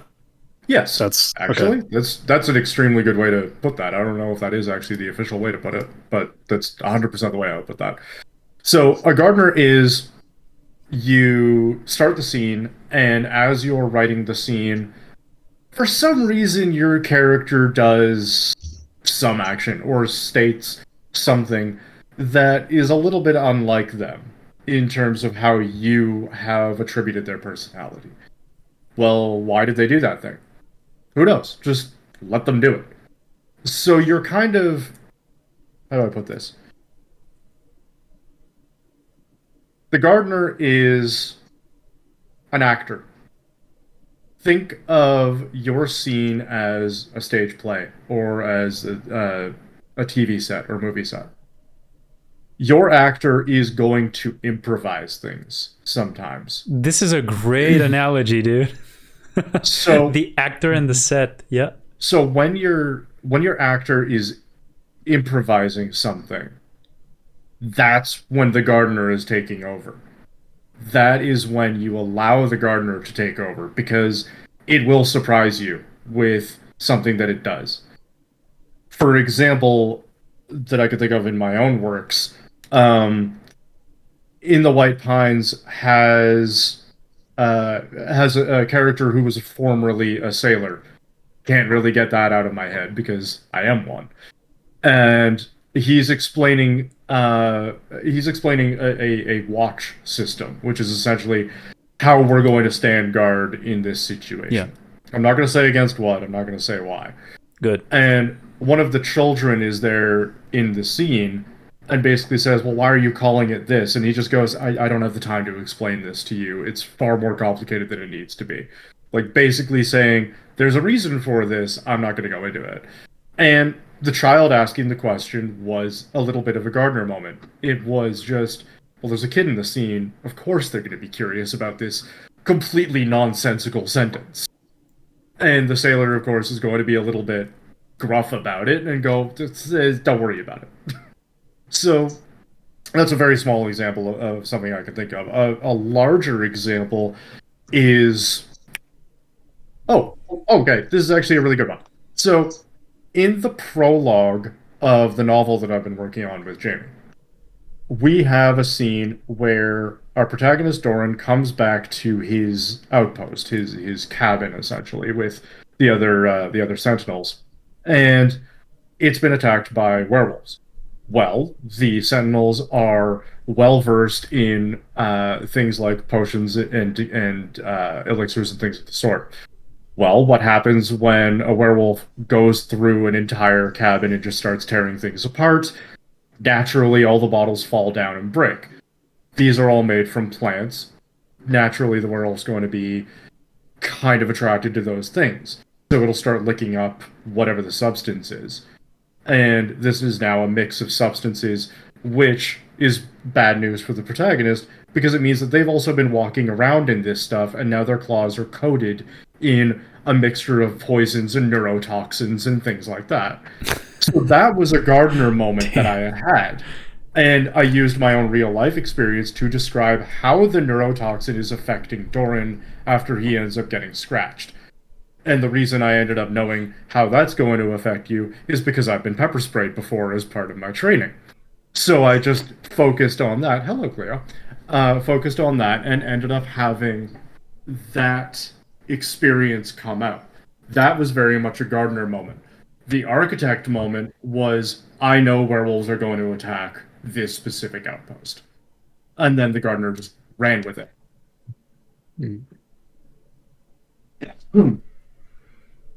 I love this. It's interesting because it doesn't have a right answer per se, right? It's in a way, it feels like more of a personal thing, a personal approach. Like, yo, bro, it's up to you, man. However you please, Now, as to going to your question, Audrey, as to how do I select certain characters to put in a scene or in a world or what have you, it is all based on what is the main story that I am trying to tell. If I'm going to be telling a story about, I don't know, let's go back into a city structure, let's say. Let's say there's a murder mystery happening. Well, you have a cop going around in this city. Who is he going to talk to? Well, who is the victim related to? The victim was related to this group of people. Let's say a Freemason type group of people. Okay, well, who's going to be involved in that? Probably a lot of rich people. So that's kind of how I look at my, I guess you could call it set dressing, in a sense, or my casting choices. Actually, I don't know why I keep going back to the film analogy, but I think that's probably the way that I think about it is big picture.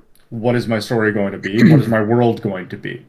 And after thinking of what is my world going to be, who are the most influential people in this world? How are they going to be involved? Are they even going to be involved?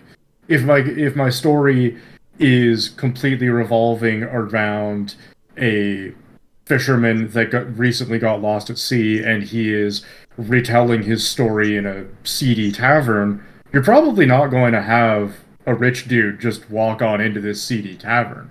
Unless they're the type of rich dude who is so ridiculously bored that they're going to go into places like this just to have a semblance of thrill. For example, you can take both a real historical figure and character of a show, Our Flag Means Death, which focuses around Stede Bonnet, who was a nobleman who became a pirate. He became a pirate purely because he was bored. And that's just a real fact. This is a nobleman who became a pirate because he was like, why not? I want to go on an adventure. Yeah. So it's like playing a game with all the cheats. You get bored of it. So as for casting choices, I think it completely depends on what is your set. What is the scene supposed to be? Like, again, to go back into the seedy tavern, your fisherman is recounting his tale. Who is going to be in that tavern, most likely? Well, if it's a fisherman in there, chances are there's a pretty good fishing industry. So you're going to have other sailors there. You might have some Navy guys in there. You might have some off-duty cops in there. Things like that. That's how I usually look at my casting choices, is primarily the scene itself or the world itself. I don't know if that helps your own plotting, I suppose. Well, it does to know how you approach it, for sure. Like, I assume it's different for everyone, but it's also good to know how someone who's done it before approaches it. So that's more the intention of the question, not necessarily get like, do it like this kind of answer. So I don't think I'd ever be able to tell anyone to do it in a certain way. Like, I can ask you, for example, because I bring this one up as an example because I have the picture in my phone and have looked at it occasionally. I could ask you how you approach 3-value thumbnails. And I've looked at your picture on Instagram of 3-value thumbnails and sat there going, how the hell did he do that? I understand the concept of a 3-value thumbnail. For whatever reason, I can't seem to pull it off right now. Maybe I'm just, too much of a novice, which is possible. But you're going to have a different approach, chances are, than Dom would. Or Dom might not even do them at all. He might focus purely on value when he's looking at the painting itself. Or Adrian might have another way to do it. Or, again, might not even do it at all. So, with writing, I think it's very much the same sort of thing, where I could tell you how I approach it, and you could look into how Brandon Sanderson looks into it. And actually, he does go into these sorts of things in his lectures. So if you're looking into writing, I would definitely recommend checking them out, if only because they're a good listen. But you're never going to have an exact formulaic answer, per se. I think the easiest way to look at it in terms of a formula is probably just look at the big picture. What is your main conflict, really, within your world? What is the main story that you're trying to tell? Because within your world, you're inevitably going to have thousands of stories you could potentially tell. But for this story in particular, what is the type of story you want to tell? And then that's going to start having you go, okay, well, this is the type, like, for example, let's take the murder mystery thing. This is going to be a murder mystery within this fantastical world. Okay, if it's going to be a murder mystery, who is my protagonist? Well, it could just be a private investigator type. It could be a cop. Okay, well, now that I've sorted that out, let's take it a step further. Do they have a partner? Yes, no. Are they retired? Yes, no. Things like that. Think of it as a flowchart, I think, is the easiest way to break that down into something a little more concrete. Is to just think of that as a flowchart. I like how you mentioned earlier something about constantly editing your own text, like writing it as you go, all the time. Yeah, going back, changing this. Okay, now it looks good. And it reminded me of the way we actually approach painting and stuff, especially on the digital medium, because there's a lot of back and forth, a lot of undos, a lot of layer deletion and stuff. So, but there's also this time where you're just vibing, just flowing, everything comes out perfectly. You know, it's an awesome moment of like pure energy, and you're just, I don't know, everything seems to be perfectly aligned, everything falls in place. So I'm sure you must have those moments while writing as well. Otherwise, I can't explain how other authors come up with like so many stories, such a big volume of work in such a short amount of time. You know, it feels like they just sit down and write what's in their minds. You know, it's almost like watching someone paint a face with no mistakes, you know, and with simple lines. They just define everything perfectly. And the face starts to come together, you know, and you go like, holy shit, there's no structure underneath. There's no preparation lines. There's nothing. He didn't do anything. Just it's funny you say that. Rendered it. It's funny you say that because I was earlier watching a Scott Robertson video before we started. And he was like, oh, for example, if you wanted to draw a car, and then just perfectly silhouettes a car in about 10 lines. And I'm sitting there going, how the hell did you just do that? So I understand that sort of an analogy very well. As for, I do edit while I'm working, but Jamie and I have also had it many, many times where we've had a 40 pages that we thought at the time, this is great. This scene, it works really, really well. Looking back on it a couple months later, we sit there going, is that character really necessary now? Now that we're doing all these other changes, or now that we're moving in this direction? And we have completely obliterated 40 pages. We've even, we're basically on a second draft right now because the story has changed so much that we've omitted characters. We've introduced new ones who are more pertinent to the story. Just because for whatever reason, for the direction we were going, those characters that we had erased ended up not being necessary anymore. And I think that actually that goes back a little bit into, I guess you could say typecasting, for your approach there, Andre, is that it's not only what is the setting you want to go to, is this character actually necessary for what you're doing? For example, let's take a character that is a politician who, for whatever reason, is looking into this murder mystery that we brought up earlier. Don't know why that's the one I'm working with now, but anyway. Do they have to be a politician? Do they have to be something else? So I'd say it's more along the lines of, it's more along the lines of necessity. And it's the same way I approach character description or scene description. Is this thing necessary? And sometimes it isn't, but it can be fun just to throw it in there. Like, for example, I have a scene in the book where you have two watchmen, two cops, essentially, doing a patrol around the harbor. Well, who's around a harbor? Normally, you have sailors, you have tradesmen, merchantmen, you have fishmongers. So, as they're walking, sometimes there will be a snippet of dialogue of a fishmonger seeing the cop who he recognizes because this cop has been here so many times. And he says something along the lines of like, hey, Joe, I just got in this batch of, I just got in this batch of bass, let's say. Well, now you know that your character likes bass. It's not necessary by any means, but it does help paint a little bit of detail into the world itself. And it makes the world itself feel a little more alive. Plus, you need some space to breathe, right? Some room for the eyes to rest, like in painting, for instance. Here, that's a really good analogy for that. I guess it must be the same story. Like, story-wise, plot-wise, yes, you do have highlight moments and moments of action, and then breathe and relax, and then again, But also, like, in terms of, like, the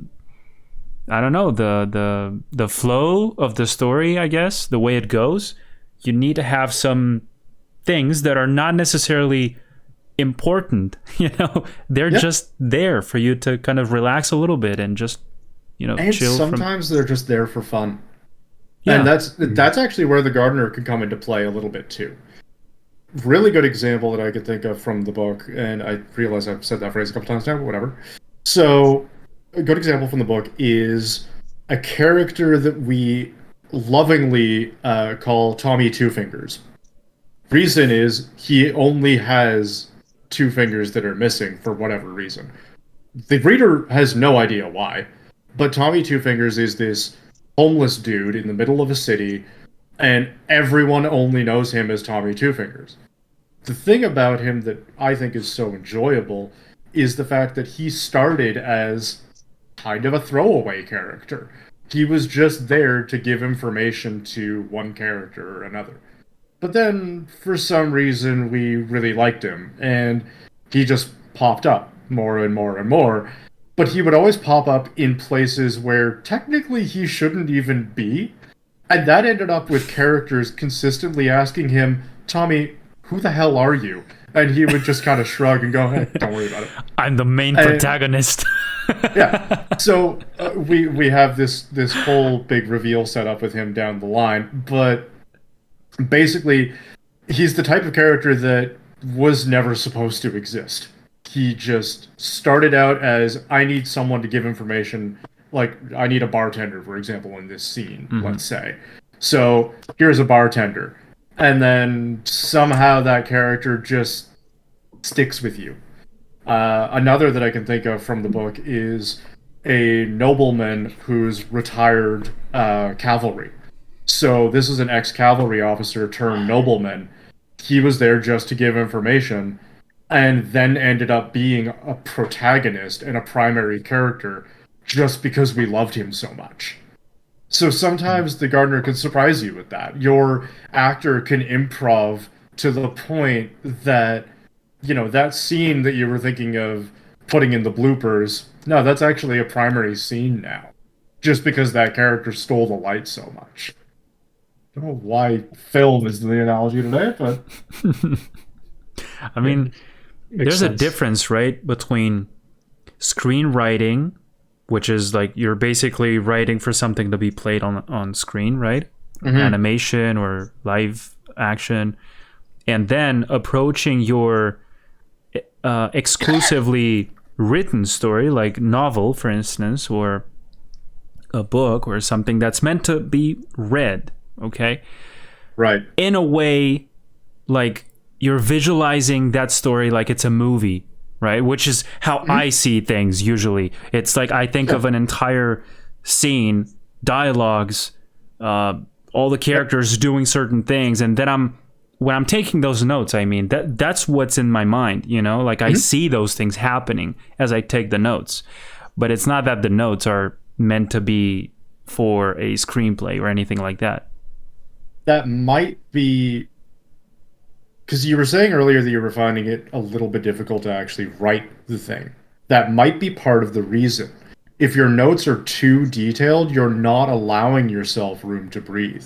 It's like making a thumbnail that's overly complicated. Once you finally start moving on to the final piece, those details are going to be the things that you're focusing on. Yeah, when you than said the smaller picture. When you said you're basically adjusting as you go. Yes. As you write, you keep adjusting things, going back and forth.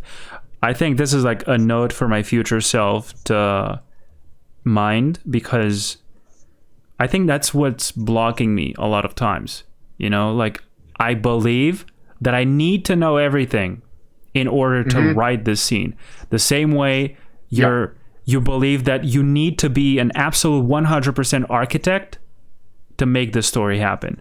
I need to know everything about the world, about this universe, the characters, what they think, what they're going to do, their actions, before I start, let's say, like rendering it, as an analogy. You see, I'm pulling a lot of analogies between painting and writing, because I think they're related. We all study it. Yeah, so... but I think that is a good analogy, and that's part of the reason why I've been plotting this sci-fi novel for 5 months. Because that, for myself, that is starting to become a block of wanting to get things exactly right. Sometimes that can be a hindrance. Other times it can be a boon. because if you want to have it where, how do I put this? Your world building research, I think, should be detailed. But you want to be sure that the things you are researching are pertinent to what you want to do. For example, I'm doing a science fiction, like, not space opera, but like more of a nautical story, more in the lines of Master and Commander or Jack Aubrey. Yeah, but look, the speed thing you mentioned, right? That's something that the characters. That's something that's going to happen. They're going to be precisely. That is something around. pertinent. Yeah. Exactly, that's something pertinent. What is not pertinent is something that I thought of doing, which is taking a map of our solar system and making entire trade routes. Mm-hmm. I don't need to do that whatsoever. It might help you. Yeah, exactly. And that's where I think the fine line is between overbearing yourself with world building detail and overbearing yourself with notes with regards to a scene. So, is it worth it to spend all that time designing all those trading routes and stuff between the planets and all across the solar system just to show one time maybe in the story? And that's where you need to start questioning yourself. I think it is. Are your notes going to be a hindrance or an advantage? Much like how I just told you that your notes might be a little bit too complicated. I wish I had it on hand. I guess it depends how much time and effort you put into like this tiny little thing that's going to be basically covered by dust and stuff and visual effects at the very far end of the scene. Yeah. Right? Yeah. I have a notebook somewhere which I'll have to bring along at some point. I notice how that happens to me a lot with painting, my painting process. Yeah. I detail something that later on, because I think, okay, this is actually looking better with this dust on top of it, and this lack of detail on top of it. But I never look back and think, oh, I wasted my time detailing that thing. In a way, I see it like a natural process. Like it was meant to be. This is the evolution of this. Yeah, I would say that's a lesson. I don't know if it's a lesson. It's more like this is how this one happened. This was the process of this one. This painting, this book, this movie, this whatever you're making. No, I think you're. And also, right. Of course, it's a lesson for the future. Yeah. Experiences. Well, that's what I mean. Is like, for example, when I said that Jamie and I obliterated 40 pages, that's quite a lot of time to get rid of something. And there's a lot of effort put into it. There was a lot of deliberation involved. However, getting rid of it ended up making a stronger piece down the line. That's it. So, for example, all that rendering you did, if you get rid of that rendering and just cover it with dust, maybe it looks better. You didn't waste time doing the thing you were doing because you are still focused on presenting that project, even if it's just presenting it to yourself. Yeah, but it's like a little bit of ego writing or ego painting, or like just because I spend time on this doesn't mean it has to be shown. Because it's not serving the bigger purpose. It's very, very common, like when you're dealing with like more junior artists as well. Like they spend so much time on something that nobody like, they wants don't to want sacrifice. to give it away. Yeah. And it's you need to realize that like it's not useless just because you need to like erase it or deal away with it. It's just like things that happen in your life that you don't particularly like.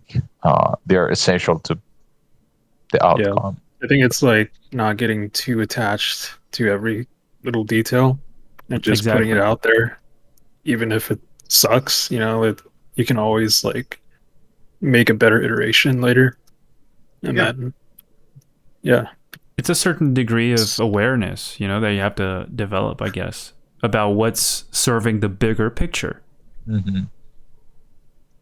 Yeah. Like you have to. We should probably get to the questions from people. Yeah. People ask questions, but who cares? We have our own questions, dude. Shut up, dudes. I've been trying to get to that for 30 minutes. I've been trying to get to that point for like a while. We do get kind of Anyway, involved. Listen. I assume that's a good thing. So we've been recording for 1 hour and 45 minutes almost right now. So I guess it's a good moment to Okay.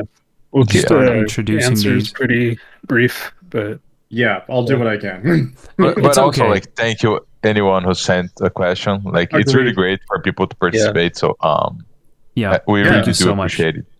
I didn't think that we were going to get any, honestly. Look, I'm not sure how much time you guys have, but I'm totally fine with going. I'm completely fine with taking the time to answer these, Okay. because if people took the time to ask them, I'd like to take the time answering them. If any of you need to leave for whatever reason, just let us know and we'll just wrap it up. But the first question was the one that I already said earlier. It's the what's your story thing, which we already discussed in the previous episode. Then there is one that I was like quite amused because it's I think the guy basically asked this in general, like to all of us, but because I asked this question without mentioning your name, but I did mention your military, your learning art, your creative writer, and all that stuff, so they could approach it with a more transparent way, I guess. Someone asked, how do I use custom shape tool to make spaceships?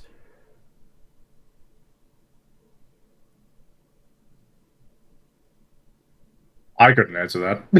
that's a question for Andre. So that's I like have no idea how to say, do any of that yet.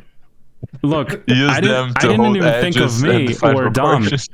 First guy I thought of was Andre. Like, this is for you, right? Yeah. Well, I don't personally use them that much, but what I can say is custom shapes are great to like hold edges, define like quick proportions. So one of the like main things when we are designing a spaceship, in my opinion, is like having a nice sense of proportion and then the form that you define within those proportions. So I would try to focus on that at first, like going for the silhouette and then like breaking down That's the it. values that turn the form. So I think custom shapes are great for quickly carving in silhouettes and stuff. Yeah, to get but then you can details also and like everything. use them on the next step, where one of the like most common things also amongst like junior people is that they don't keep like hard edges. Seems like everything is rendered with a soft brush, just because they think like the transitions between everything need to be soft, and like hard and crisp edges are very, very useful if you want to like define certain things. Yeah, I've done that. Yeah. So, I've actually done that before. I think we all did. So, but yeah, I would say that mainly like proportions, silhouette, and like edge keeping would be like the ways that I would approach custom shapes. So. Great. Then look, there is another one that is like how do you describe war settings that you've been in your own creative way? So I have not been. There's in a another war two. zone. There's another two from the same guy. So Okay. when that's the first one, and it's like experience, feeling, emotions while going on a war field and coming back from the war. And this is just because of the military thing, right? No, of course that makes sense. They don't know. No, So, that's reasonable. Then this one is more about the design of military things. Like, what do you think of the design of the choppers, guns, tech, gadgets, and the changes in them? So that's basically it. Wow. On my end, at least. Then I think Dom has a few more as well. But yeah, let's go with these ones first. So sure. So describe a war setting that you've been in a creative way. I have not been in a combat zone. I have not been in a war zone. And I honestly would consider myself extraordinarily fortunate for that. So the only time that I've experienced something even akin to a combat zone would just be in my training, where we do mock battles and things of the sort. So digging trenches and staying in your trench and just being really miserable. So I would just say that those situations in general are pretty stressful. In terms of real situations that I've been in, the only thing I've really had to fight was the sea, which is completely and utterly uncaring, as much as anyone might tell you otherwise. And as for deployment, the only real deployment that I've done that I would say would mark for me some sort of an achievement was going to do hurricane relief down in Turks and Caicos Islands after Hurricane Irma, I believe, in 2017. And seeing that was an experience in and of itself. It was like seeing an explosion that had happened, but without any of the fire damage. So trees were just completely bare. A lot of trees have been fallen. Buildings were rubble. I spent a majority of one day with my crew, and we were just cleaning out a school that had been half demolished by the hurricane. And seeing that it made me really think of how fortunate I was, really, to be living in a place where even if there was a hurricane, it wouldn't be half as bad as what they had experienced. Um, it made me appreciate a lot of smaller things as well. And I would say just going on a deployment in general will make you appreciate a lot of the smaller things in life. Like, for example, I take baths a lot now because that's something I cannot do when I'm on ship. So it's something that's denied to me that I'm like, this is a thing I completely forgot about. That's actually enjoyable. The little things. Yeah. So I guess he's asking this also from writing perspective, since he's mentioning the creative way, like if you're right. I'm understanding this like if in a way you're using it as an inspiration source at some point. Oh yes. I've definitely things. used these things as an inspiration. Yeah, one example that I can think of that I've done in a scene is to go back to the book is when Doran, who, as we've established, is a monster hunter, he's hanging off the side of a carriage, looking out at a forest line or a tree line, and he's scanning his eyes back and forth very slowly. The reason he's doing that, and it's described, is because his training tells him that it'll help him pick up any bit of movement or anything that's different in the tree line. And the reason that he's doing that is because that's exactly what I was taught to do as lookout on a ship, is scan your eyes really slowly across, and you'll pick out things that are different, something that stands out. Even if it's just a movement of something that isn't moving with the waves, you'll see that it's different within that spectrum. Yeah. Or if I'm thinking of more of a combative scene, I'll think on my training with the boarding party or with my soldiers course that I had done, is I think on not only how I was taught to approach these things, which majority of the time is just eliminate the threat or incapacitate the threat, which is basically just get the guy to stop doing what he's doing.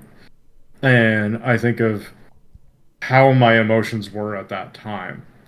More often than not, it's some sort of worry or even noticing the smallest of things in that situation.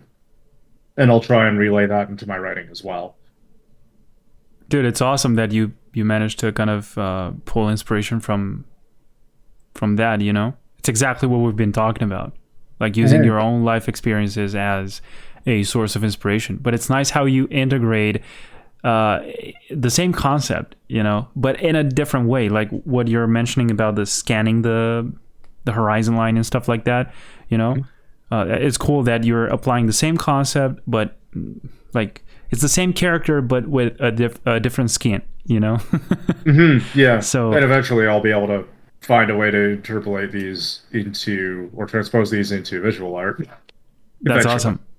Yeah, for sure. Like if you keep going this way, you'll get there in no time, man. I'm telling you. And then there's only one left, the one with the design of the choppers, the guns, the tech gadget, and the changes in them. What I'm gathering from that is basically how I would interpret the changes of the technology we're using, the armaments we're using. Yeah, and their design in general. And right. I'm guessing also maybe, like if you would use those in your writing at some point, like those maybe shapes or the concepts of those gadgets, the way they work and stuff. Which maybe there's also like a tangent on like how they are designed for entertainment, right? Because you do have experience of how they actually are in real life, and in our industry, you know, like there's a bunch in of movies they don't work changes to those, like the way they work in real life. The way that I approach that with writing is, oddly enough, I'm sure that I would be doing the exact same thing with art, just based on the fact that I've had to study vehicles as part of my job, or my old job anyway. And a lot of the time, the way I think of these things is think of the arms race that led to the development of that piece of armament or that vehicle design. For example, let's look at tanks. Tanks in World War II, more often than not, they're pretty rounded, and it's because we had just started developing them. Nobody really knew about tanks at the time, and I mean, yeah, you could say Da Vinci technically envisioned them, but nobody really knew about these, and they were just there to really be a deterrent towards infantry and other tanks. Tank-on-tank warfare is actually something that was not really all that common, as much as a lot of media would make you think otherwise. Mostly, it was you have infantry moving forward, and okay, now that you have infantry moving forward, that's pretty scary. Oh, there's a tank coming over the hill. That's terrifying. Let's get out of here. Because if you're just a soldier with a rifle, you're doing nothing against that tank. And that's a big part of it. That and the fact that it was portable artillery, which is also horrifying to think of.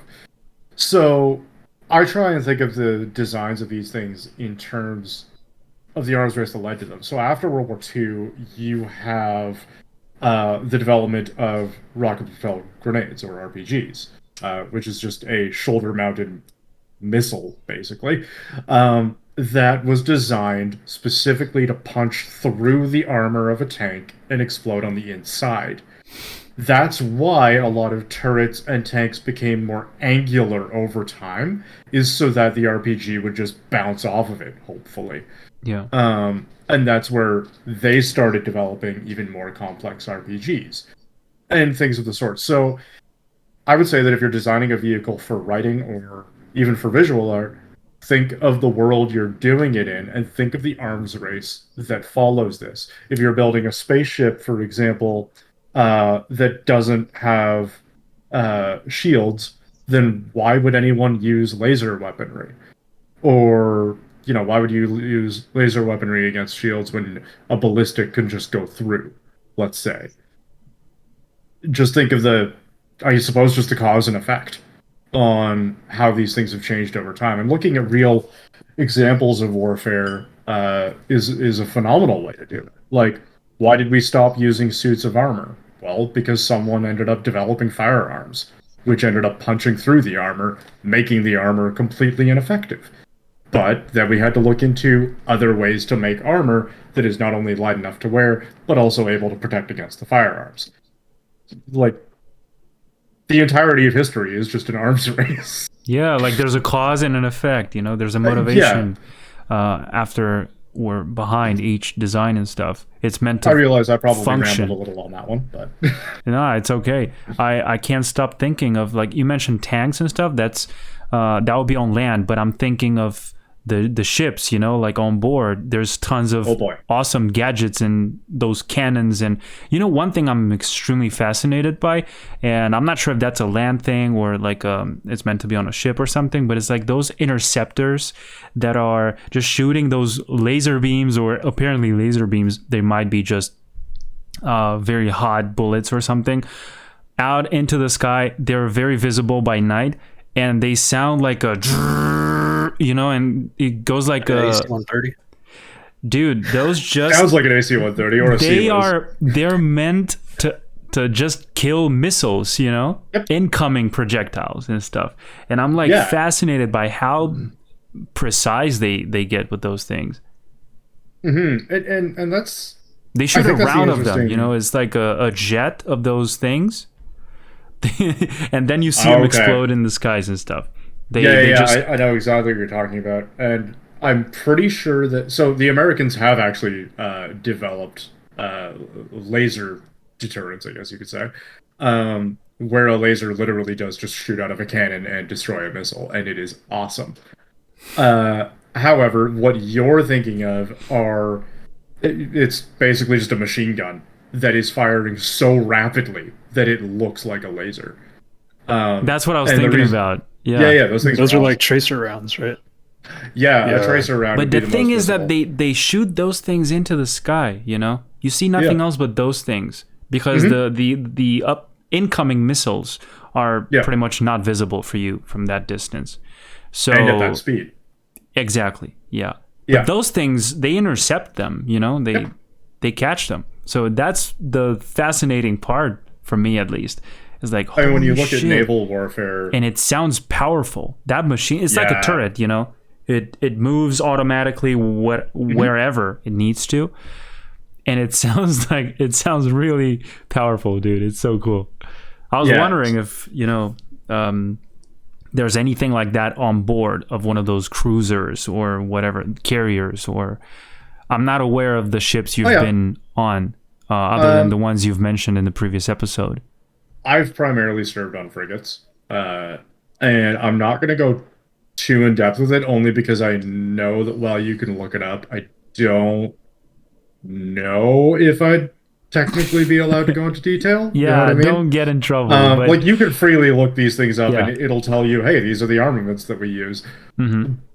But I don't know how much leeway I have there. So I'm just going to use general examples of other countries. Also, keep in mind that this question might be asked from the same perspective of, like, what do you think about these gadgets, these techs, and all that stuff? And how would you put them into your stories, I guess? I honestly, I would just go back to the answer I had initially, which is just think of the arms race. Think of how that is affecting the world that you are writing in, or you are drawing in, or painting in. And think of, this is the ship I want to design. Why am I designing it this way? Yeah, or for what? This is the what am I meant to or attack with gun these I want to things? design, and why? Yeah.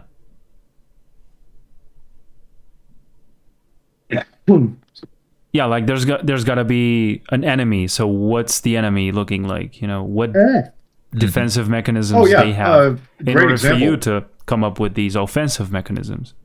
Yeah, and great example with regards to fiction specifically, and with regards to an arms race within fiction, is the Halo series. The Spartans, which a lot of people would know primarily as Master Chief, unfortunately, though that's his rank, is they initially were made as essentially super soldiers, specifically to deal with an insurrection from other humans.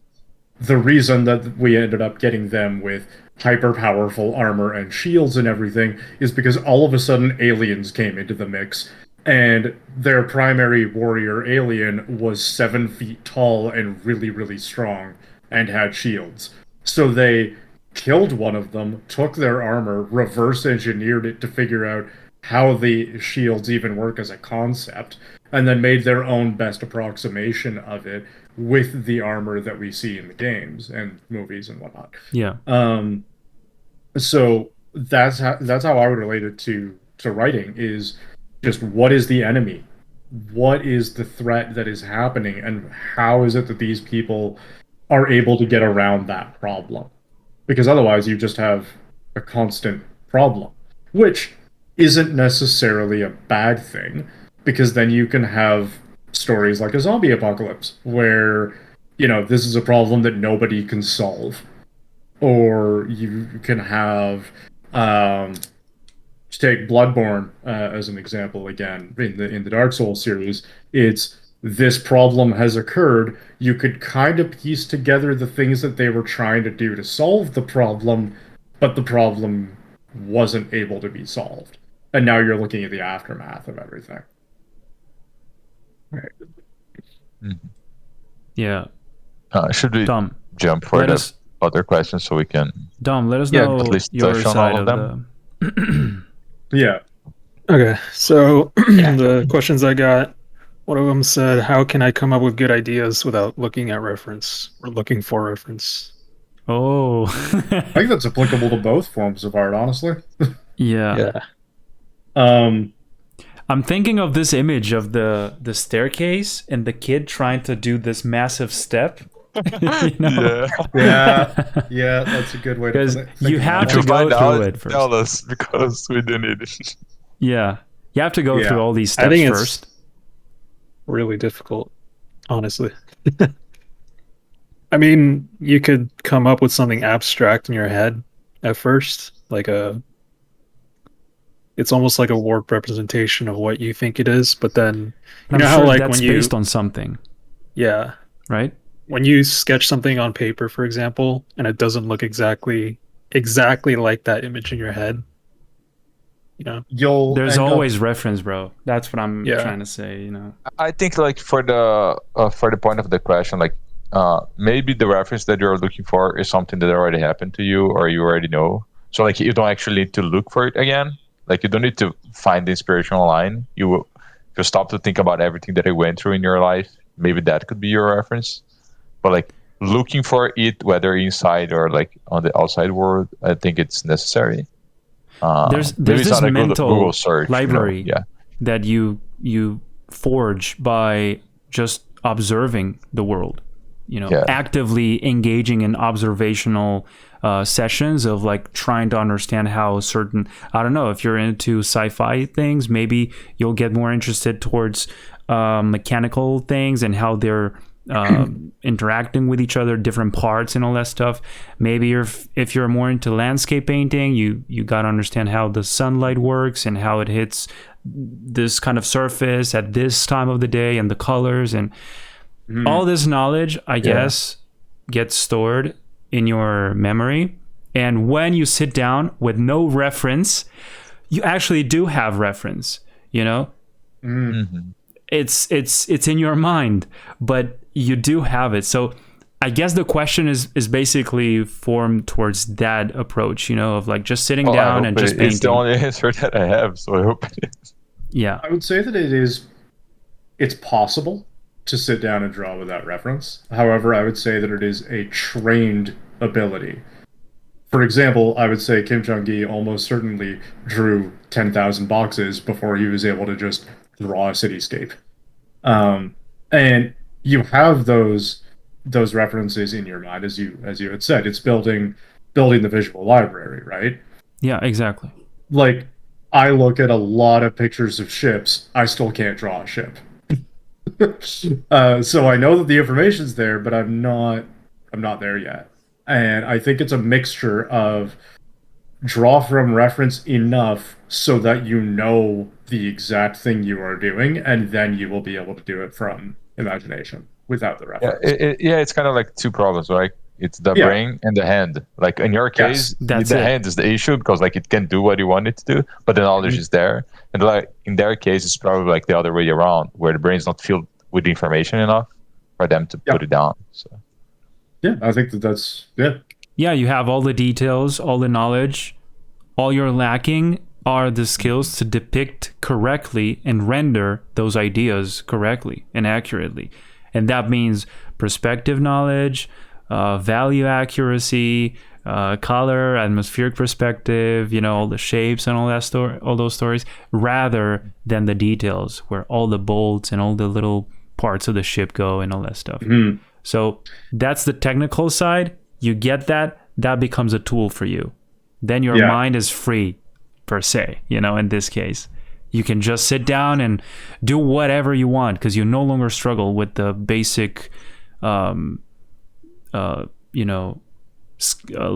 of skills, right? You now have them because you've been practicing, just like you said, Kim Jong-gi and people like that. They've been practicing a lot. All they do is draw all the time.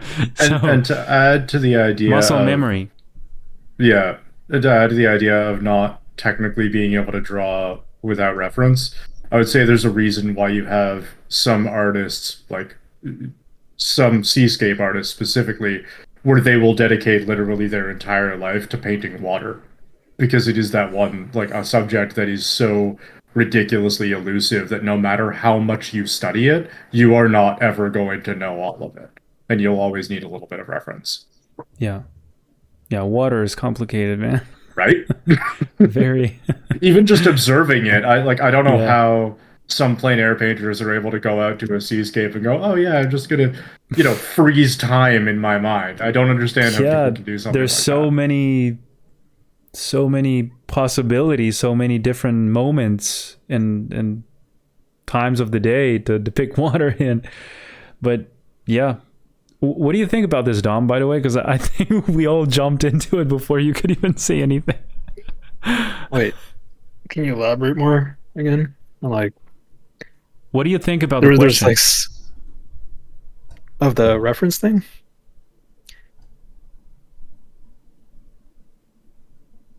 You guys lost me.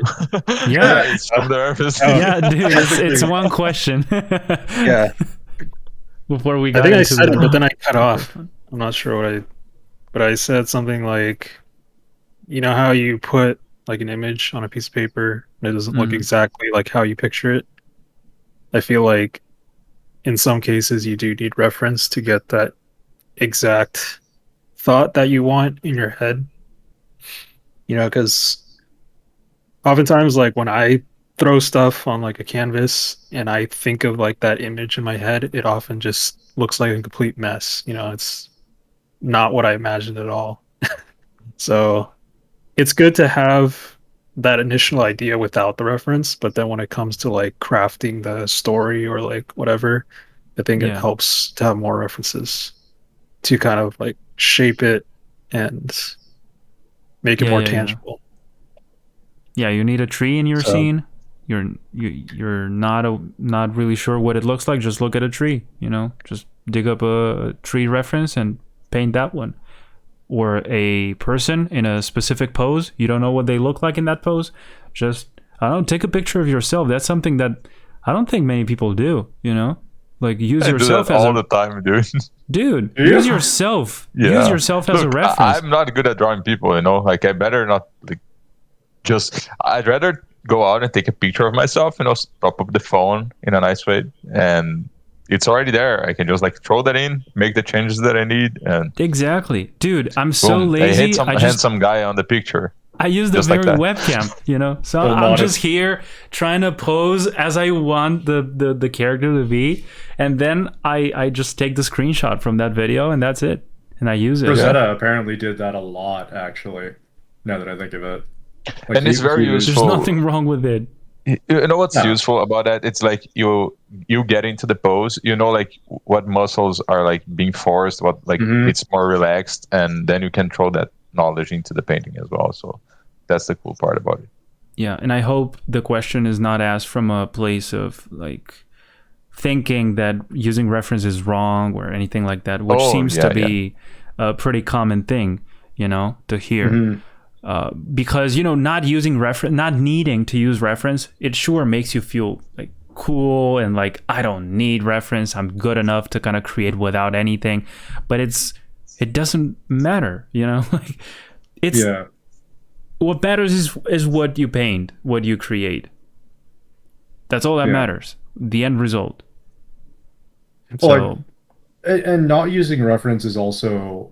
It can feel like a hindrance as well. Like the thumbnails that I posted on my story yesterday, I want to say.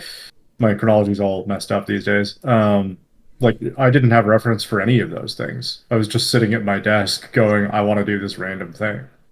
But I remember when I was drawing a lot of them, I sat there going, I really wish I had a reference to look at for this, just to be absolutely sure of what I want to do. Yeah, also sometimes...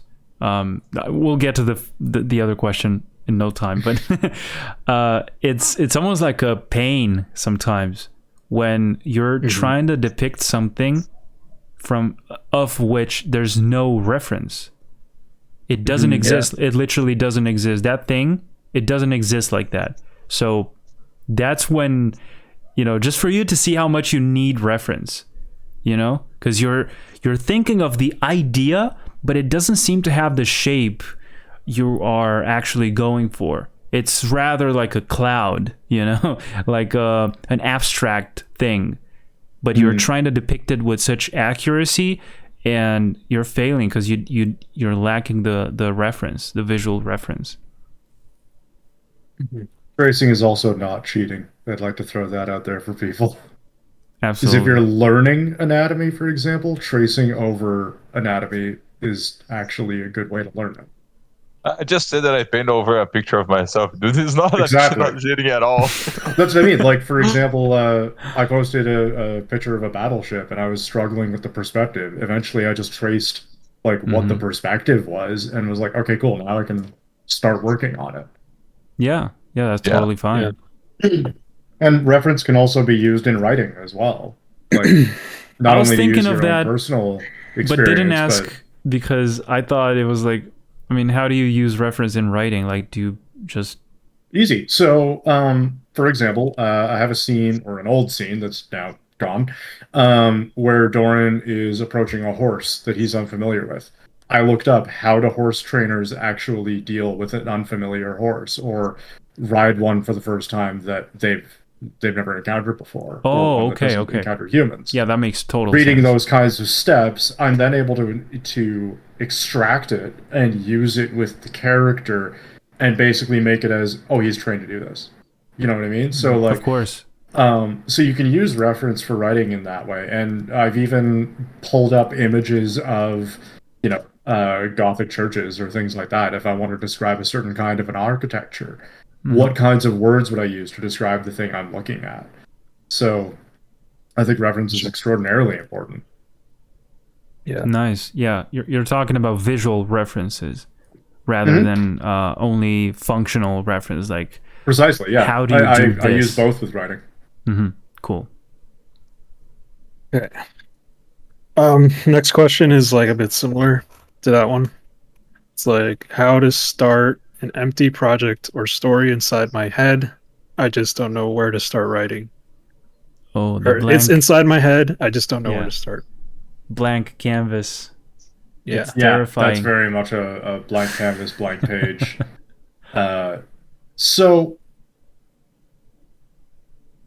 there are a lot of different approaches to that, especially when it comes to writing. Sanderson, for example, has said that he has started a story by starting at the end. He'll write the final scene of the book and then start from the beginning. Personally, I like doing it in a chronological order and going from the beginning to the end. And one phrase that has... Or one piece of advice that has actually helped me on multiple occasions is the idea of start at the most interesting point of that character's life. So let's take Lord of the Rings, for example, to go back and give Tolkien a little bit of love. Is the very first Lord of the Rings, the Fellowship, what is the most interesting point of Frodo's life? Sure, we could start when he's on the adventure already. But then you're going to wonder, well, why don't we know everything that happens before that? So the most interesting point for his life is Gandalf coming back into the picture, into the Shire again. And Frodo is already a little bit familiar with him, remembers him from when he was a kid. Okay, his uncle is going to be retiring and going off on an adventure. He leaves him a ring. Well, getting that ring is the most interesting part of that character's life, because that's the catalyst to everything else that's going to happen. So I would say if you're trying to start a story, but you really have no idea where to start, think of what the most interesting part of that character's life is going to be. Is it when they started, whatever the adventure is? Is it halfway through the adventure? In which case, you can play around with some flashbacks, or you can play around with where the adventure goes. Maybe the adventure goes wrong, and then you have to start extrapolating things from that. And there you go a little bit more into the Gardner aspect as well. So Yeah, I would say just go for the most interesting thing you could think of. Yeah, And whatever attracts you the most, whatever gets you more excited to work on. yep. I'm sure you visualize something. You see something in your mind when you think of your project, right? What Mhm. is that? Where would you put it on the timeline of the story? Yeah. You know, because I wanted to ask you this before, actually, like the way you approach your creations. You know, do you think of a specific moment? Do you think of the end? Do you think of the beginning and then explore? Or, you know, because I've been there before, and I think it's a phenomenal way to work through it, like just carving out different pieces of a puzzle and just stack them, you know, and then you try to figure out how to connect these dots through the story. Yeah. I pretty much do just try and connect things as best I can when I just have a mishmash of ideas. More often than not, the thing that'll allow me to start a story, I guess it's just how much that story keeps coming up in my head. If I have a particular scene that keeps replaying, but there's no story around it, like I haven't made a universe for it yet. If that keeps gripping me, if the idea keeps gripping me, then I'll start going into the world building process. Because at that point, to me, it's kind of the idea forcing itself to, hey, I really want to be made into something. Like I almost think of ideas and You're like testing it to see if it's worth it. yeah, pretty much. I have so many different. I have a lot of different theories on that sort of a creative idea, and I think that that could be an entire discussion in and of itself. Hmm.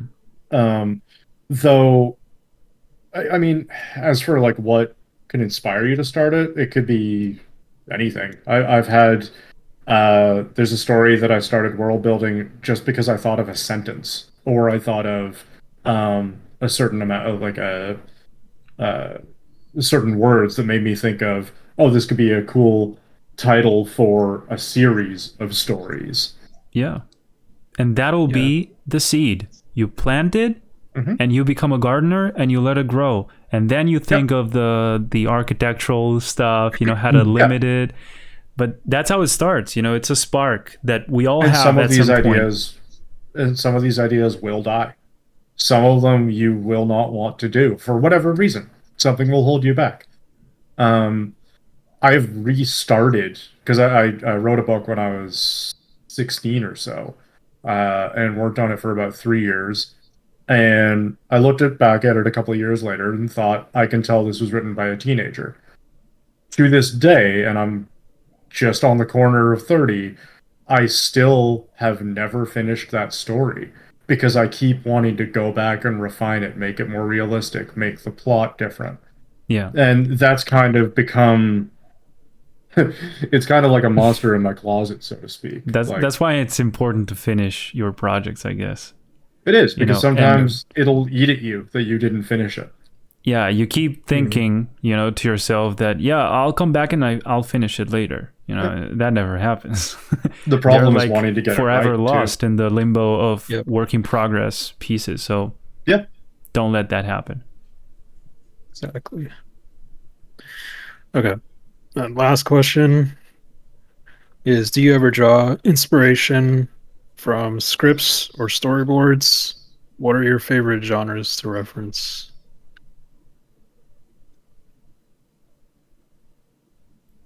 I feel like all of us could probably answer that one.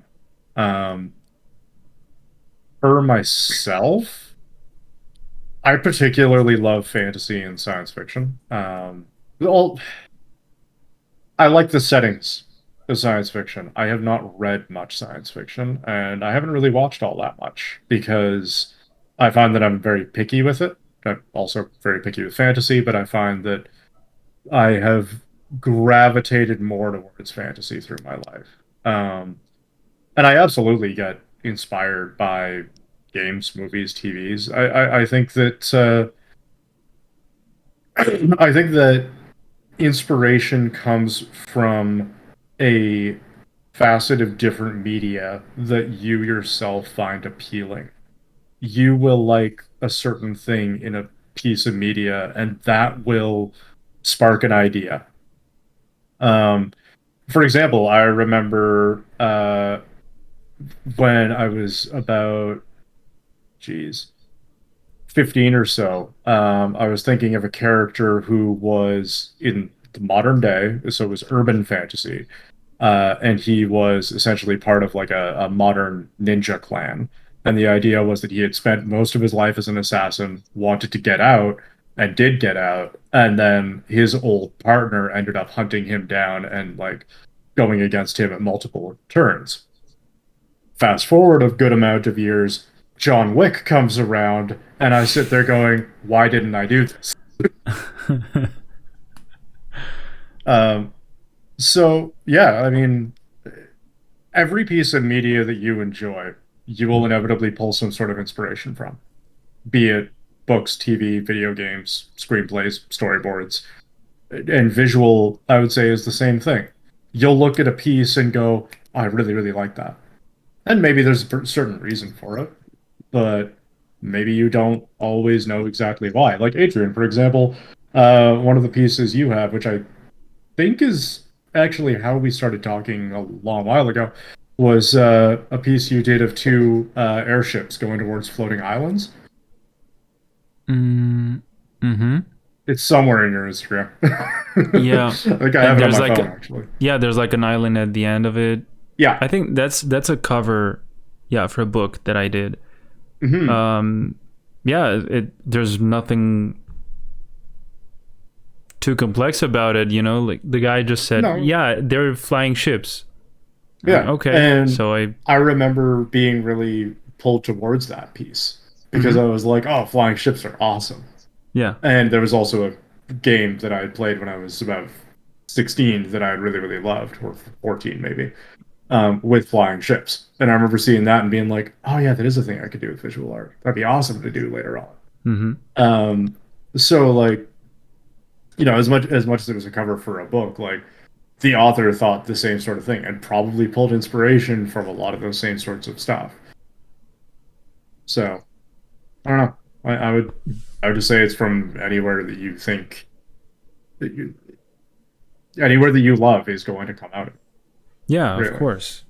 But I've had those moments as well. Like I said, there's this time where it just hits you, this spark of creativity. Like you suddenly see this scene, this image, this dialogue, you hear it, you are there, Yeah.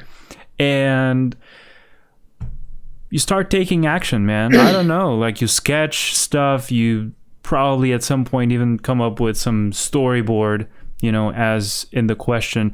By the way, what was the second part of the question, Dom? Do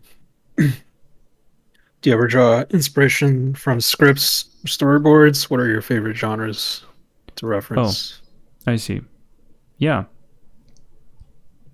You draw inspiration not from scripts from out there, not from other storyboards, at least in my case, because I don't look at those, but as we said many times through this episode, like it's literally everywhere.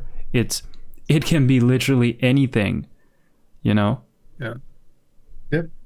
It can be a scent, a smell of something, I don't know, that reminds you of something, a time in your life, a place that you remember. It could be a sound that reminds you of other things and evokes certain thoughts in your mind, and that mixed with the place you're in right now and the music that's playing right now, and those things, they all add up to this concept that's building up in your mind, and it creates this visual imagery in your mind, and then you feel the urge to depict that and grow it further. Right. And it's funny actually that you had said like the scent or music can help you. When I'm plotlining, or even when I'm trying to think of like an image that I really want to do, or if I am studying a certain type of an image, I will put on music related to that feeling. Or like, for example, if I'm working on my fantasy stuff, if it's dark and gloomy, cue classical music that's really dark and gloomy. Like, I really try and absorb myself into that mood. And it helps me really play a scene out over and over. Even if I'm not writing, I could just be sitting there listening to a song on repeat, essentially, so that I'm stuck in that mindset. Yeah, that really and helps I do the same to get thing in the when mood. I'm drawing. Yeah, like music is a huge inspirator for me. Yes, I agree 100%. Especially, like, I'm not sure what you guys listen to when you're working and painting or writing or whatever you do. Of different things. Yeah. But I really like to listen to movie scores, soundtracks, original soundtracks of either video games, movies. It doesn't matter, you know, but as you said, it really helps to know exactly what you're going for in your task. So you match that mood with the music you're playing. Sometimes it's some heroic vibes. Sometimes it's some sad vibes. Sometimes it's some really high energy vibes. So I'm sure you all have those special playlists for every moment, right? Mm-hmm. Yeah, so, like if I'm doing science fiction, I'll throw electronic music on 100% of the time. Yeah, there's inspiration for everything and for everyone and for every moment. So yeah, well, it's been 2 hours and a half. So I wanted to thank you guys for being here, and I wanted to thank everyone who submitted their questions. Absolutely every single one of you.